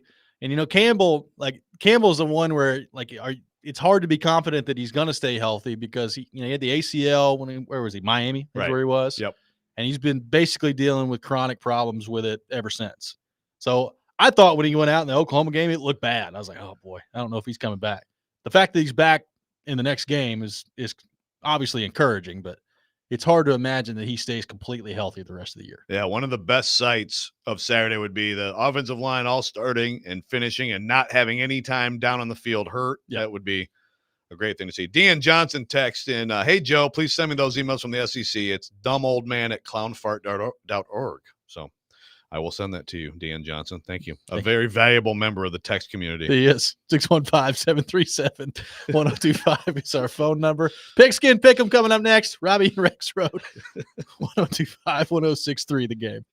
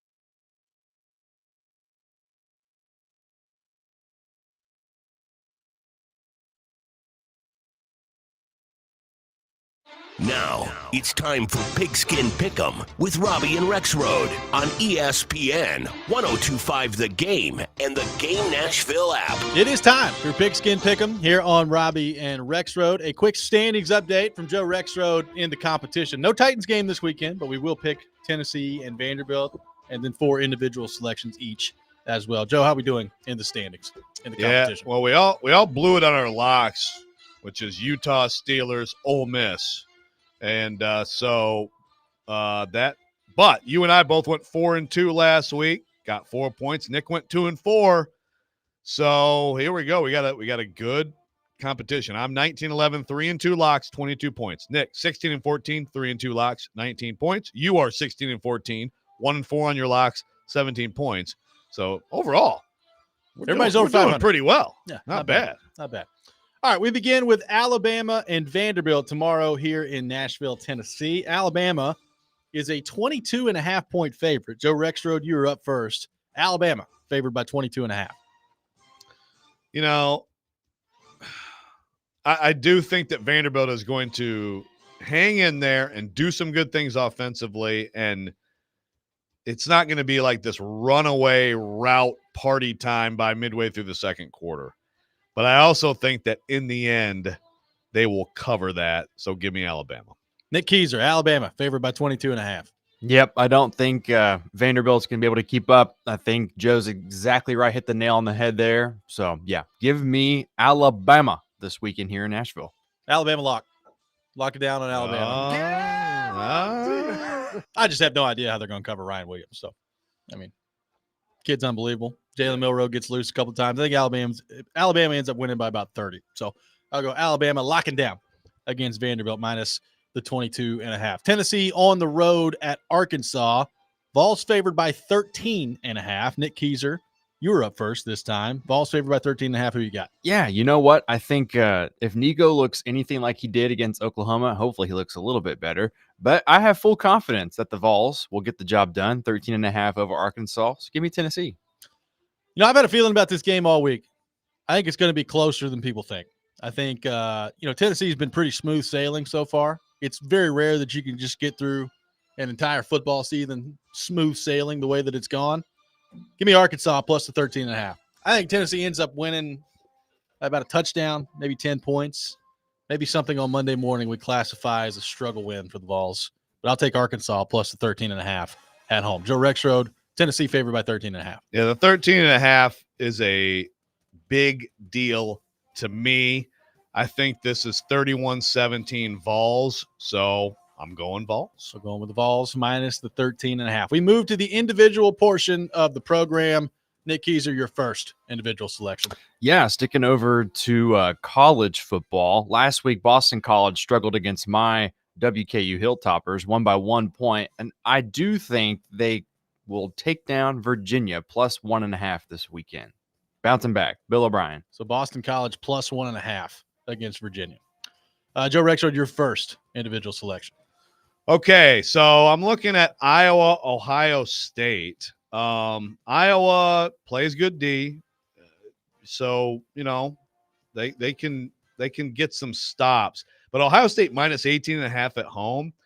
Yeah, I really, really like Ohio State to cover that. Give me the Buckeyes. Going with Ohio State minus 18.5 against Iowa. Give me Clemson minus 14.5 against Florida State. In the preseason, viewed as a very big game in the ACC. It will not be a very big game in the ACC. Dabo and those Clemson Tigers are cooking right now. I'll go Clemson minus 14.5 against Florida State. Joe Rexrode, your second individual selection. So I'm going to stick in the Big Ten. It's a Big Ten matchup. Michigan, Washington.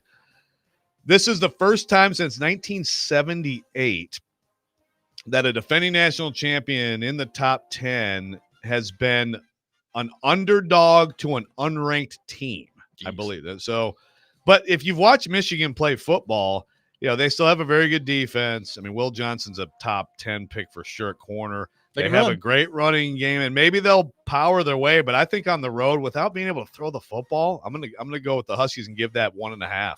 So going with Washington minus 1.5 against Michigan in a very cool environment up in Washington. We'll see how that goes. A nice Big Ten classic there. My second pick, I think Georgia is upset. I think Georgia also knows what's coming on their schedule.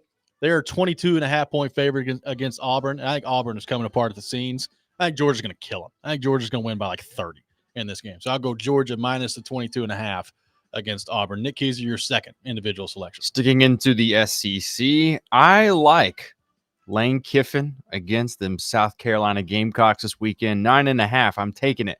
Give me Ole Miss over South Carolina. So South Carolina at home's getting 9.5. Yep. Yeah. That's an interesting game. Yeah, it's very interesting. That one's I'm afraid of that one, but that's a very interesting game and line. Beamer ball. I don't know if I can handle that goober winning this game. So Lane, do what you got to do. Joe, your third individual selection.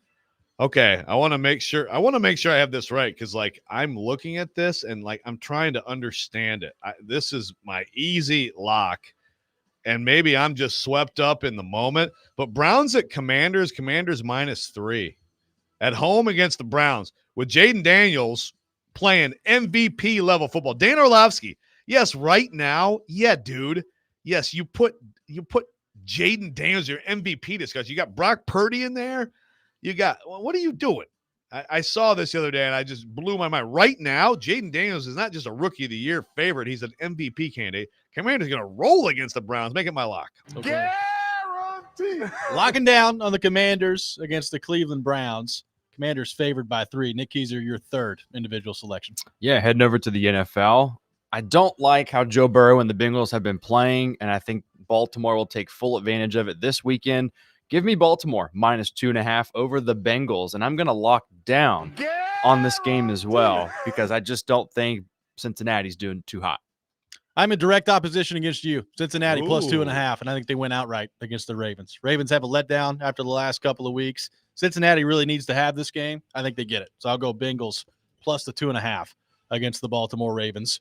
Joe Rexrode, your final individual selection. I'm a big fan of the head-to-head. I like that.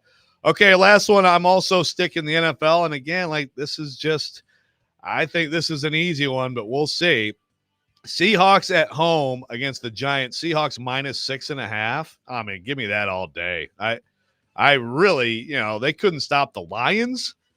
Their D isn't great. Their offense is a machine. Give me the Seahawks -6.5. Going Seahawks -6.5 against the Giants. Give me the Green Bay Packers -3 on the road taking on the Rams. Jordan Love is off the injury list. A full participant in practice yesterday. He threw the ball 50-some-odd times last week, so he got the rust out of him. I think the Packers roll against the Rams. Packers -3 on the road in L.A. Good for you not being afraid to, put your money where your mouth is with your team. I ain't afraid. Nick Keyser, your final individual selection. Joe talked about one MVP caliber quarterback. Another one, Josh Allen and the Bills this weekend taking on the Texans. Give me the Bills -1.5 over CJ Stroud's squad. I don't know. This could be a one-arm push-up week for Stephon Diggs. Yeah, it could be. So the Texans are getting 1.5 at home against the Bills. Yeah. Interesting. That's a really good game. I'm looking forward to that. Yeah. And somehow that's a noon game. Well, then it's not big. You would think it's a noon game. Well, it's not a big game. You'd think that. What's the Sunday night game? Cowboys Steelers. So if it's at 7 o'clock, that'd be awesome. Yeah, no, seriously, this would be a great flex, early season flex. Give me the Bills Texans flex. Like, what game would you rather watch, Bills Texans or Cowboys Steelers? I know what my answer is. It's not even close. I mean, frankly, I'll take Ravens Bengals instead of Cowboys Steelers if you give me the choice. We got to get the Cowboys off national TV as much as they are. I know why they are. I get it. Right. But good gracious. Chris Candy said they should tank. That might be my favorite take of the NFL season so I know far. you guys are 2-2 in a division where nobody really looks that great, except maybe Jaden Daniels. I mean, yeah, they do. But it's early. You guys should just lay it in. Just call it. I know you just paid your quarterback $1 gazillion, but just tank the rest of the year. You got CD, you got Micah Parsons. Yeah, sure. Yeah, I think tank it all the way. Was there any reasoning you gave for that? Boy, I haven't heard the entire reasoning. I did see Mina Kimes like almost losing her mind when that's a worse take than Tennessee has to go 2-0 against Alabama and Georgia to get in the playoff. That is. We've had a week of takes. There has been some serious juicy ones this week of takes. I was wondering if any one of us would have the guts to pick Vanderbilt plus the 22.5. against Alabama. None of us did. I seriously consider it. I think they're going to lose by like 24. Okay. But so if you make it 24.5, and I would have gone Vanderbilt. I said earlier, when the line opened earlier this week at 23.5, I was like, well, I feel like you should probably jump on that because it's going to go up. It did not go up. It went down, which is interesting heading into this. Really, really confusing. Really interesting. Look, what does Vegas know? What do they know? Diego Pavia long enough, and you come away with the impression that he's going to make something happen. He is going to. He will. He will make plays. He will annoy Alabama Saturday. I promise you. And that will be entertaining on its own. 615-737-1025 is our phone number, 615-737-1025. We'll wrap up the show. Coming up next, continue to look ahead to the weekend in college football and the NFL. Plus, I got some tickets to give away coming up next as well. We'll do that. Robby and Rexrode, 102.5, 106.3 The Game.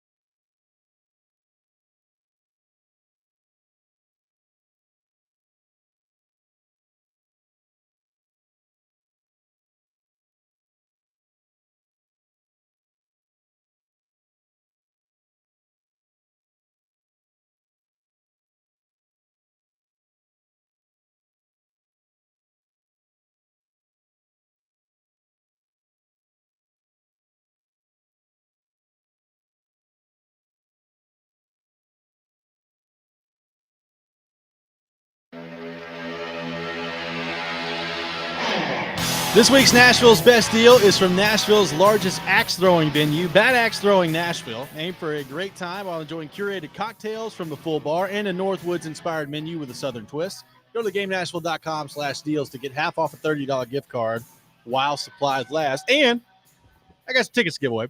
A pair of tickets to see Bad Flower at the Ryman Auditorium on October 22nd. Rapid fire, caller 1-615-737-1025, our phone number.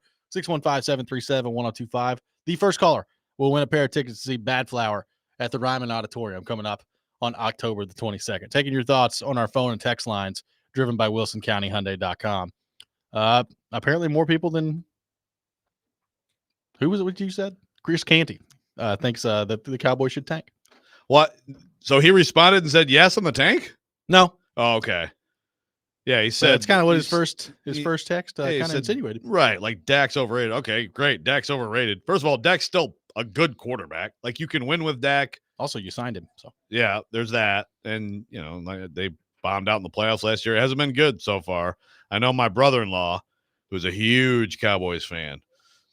He's furious about the Derrick Henry thing because he's like we have Rico Dowdle and Zeke, and it's not very good. It's like he's like that's why like this season is trash because of that. And it's like imagine thinking that we so devalue running back, but look how much and how well Derrick Henry is working out in Baltimore. By the way, for those of you who thought that was going to be a nothing burger, no, it's not. And also, Cowboys running back is a huge problem for them. They can't run the ball. Yeah, I mean you have to be able to run the ball some. Like even Kansas City has been able to run the ball some.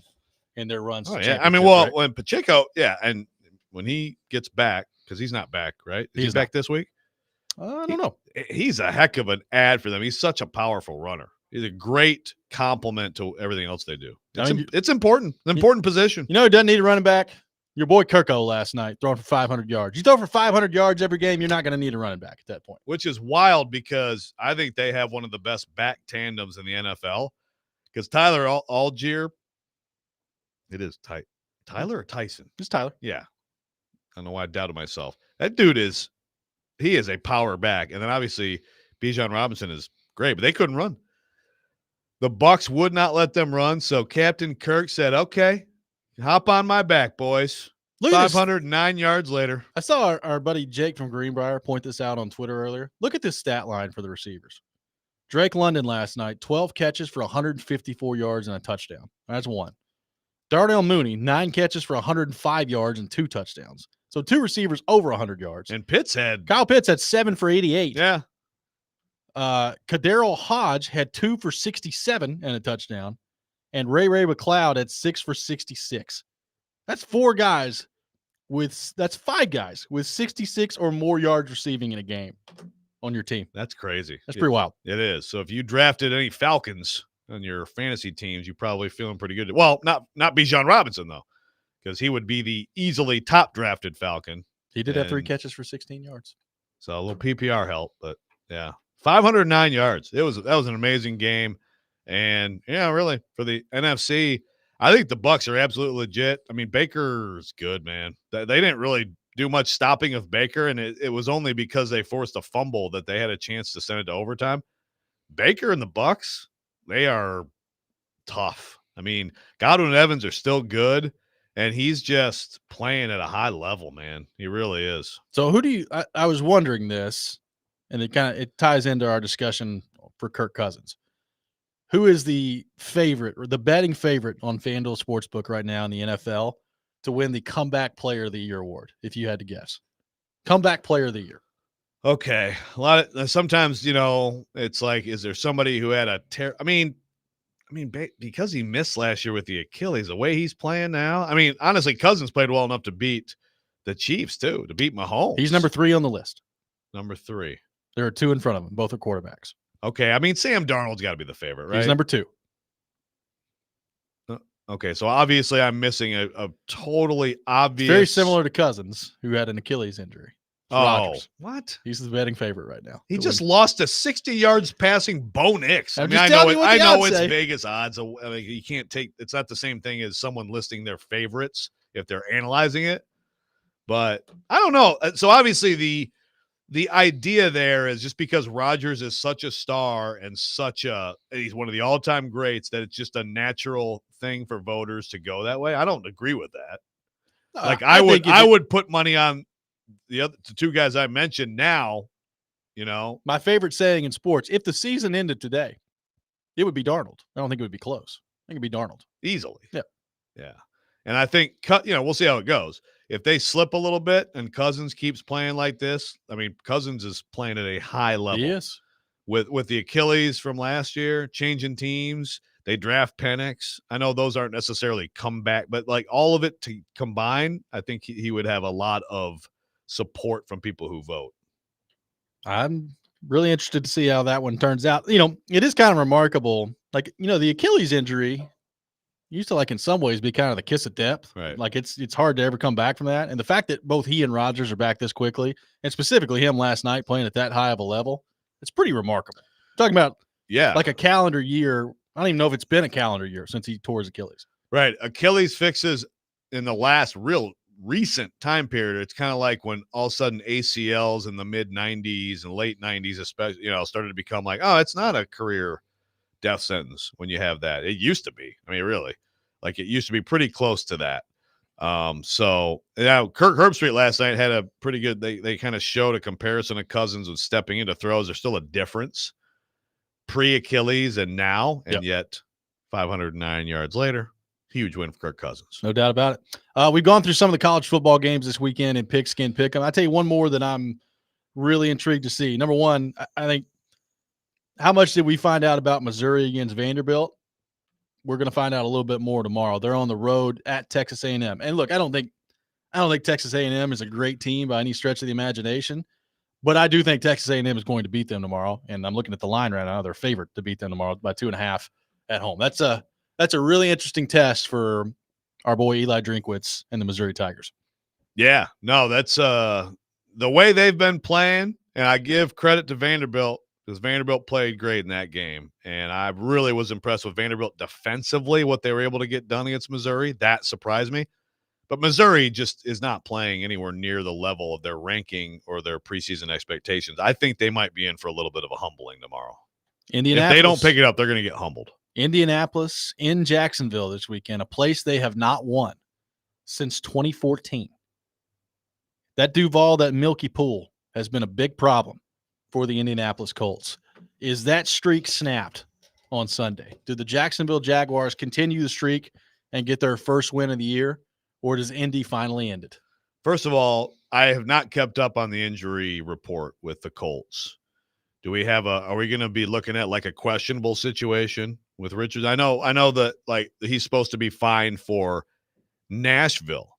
Is he just fine to come right back right now? Because I think that factors into my answer. Because honestly, I think I'd be less optimistic if he plays. He has been a limited participant both Wednesday and Thursday in practice.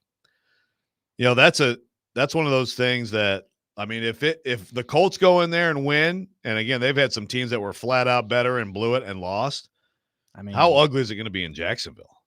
Quite frankly, I think the Colts have a better chance of going in there and winning with Joe Flacco. Well, I agree. Look, I think with them, it's the same thing as here in a way.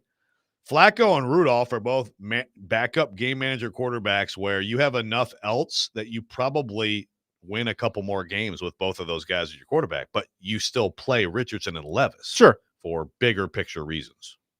Man, if they fall to 0-5, I mean, Peterson, we've got to be getting close, right? Yeah, he won't make it through the season if they don't have a dramatic Will he be turnaround. stunned if he gets asked about his job security tomorrow? Because he seemed to be last week. That's a strange question. Well, really? You're in year 3 and you're 0-4 and your quarterback sucks now. So is that really a strange question? Yeah. Who asked that? I don't know. Is that Duraco? Probably. I mean, there ain't a whole lot of people cover the Jags. So. Well, that's a fair point. Duval. Yeah, I might get ugly down there. Gonna be interested to see. I'll take the Colts. How that goes this weekend. Hope everybody has a wonderful weekend. Enjoy the football this weekend. Next week, the Titans are back. Hockey is back as well. So enjoy all of that. That does it for us today. Chasing Big Joe up next. This is 102.5, 106.3 The Game.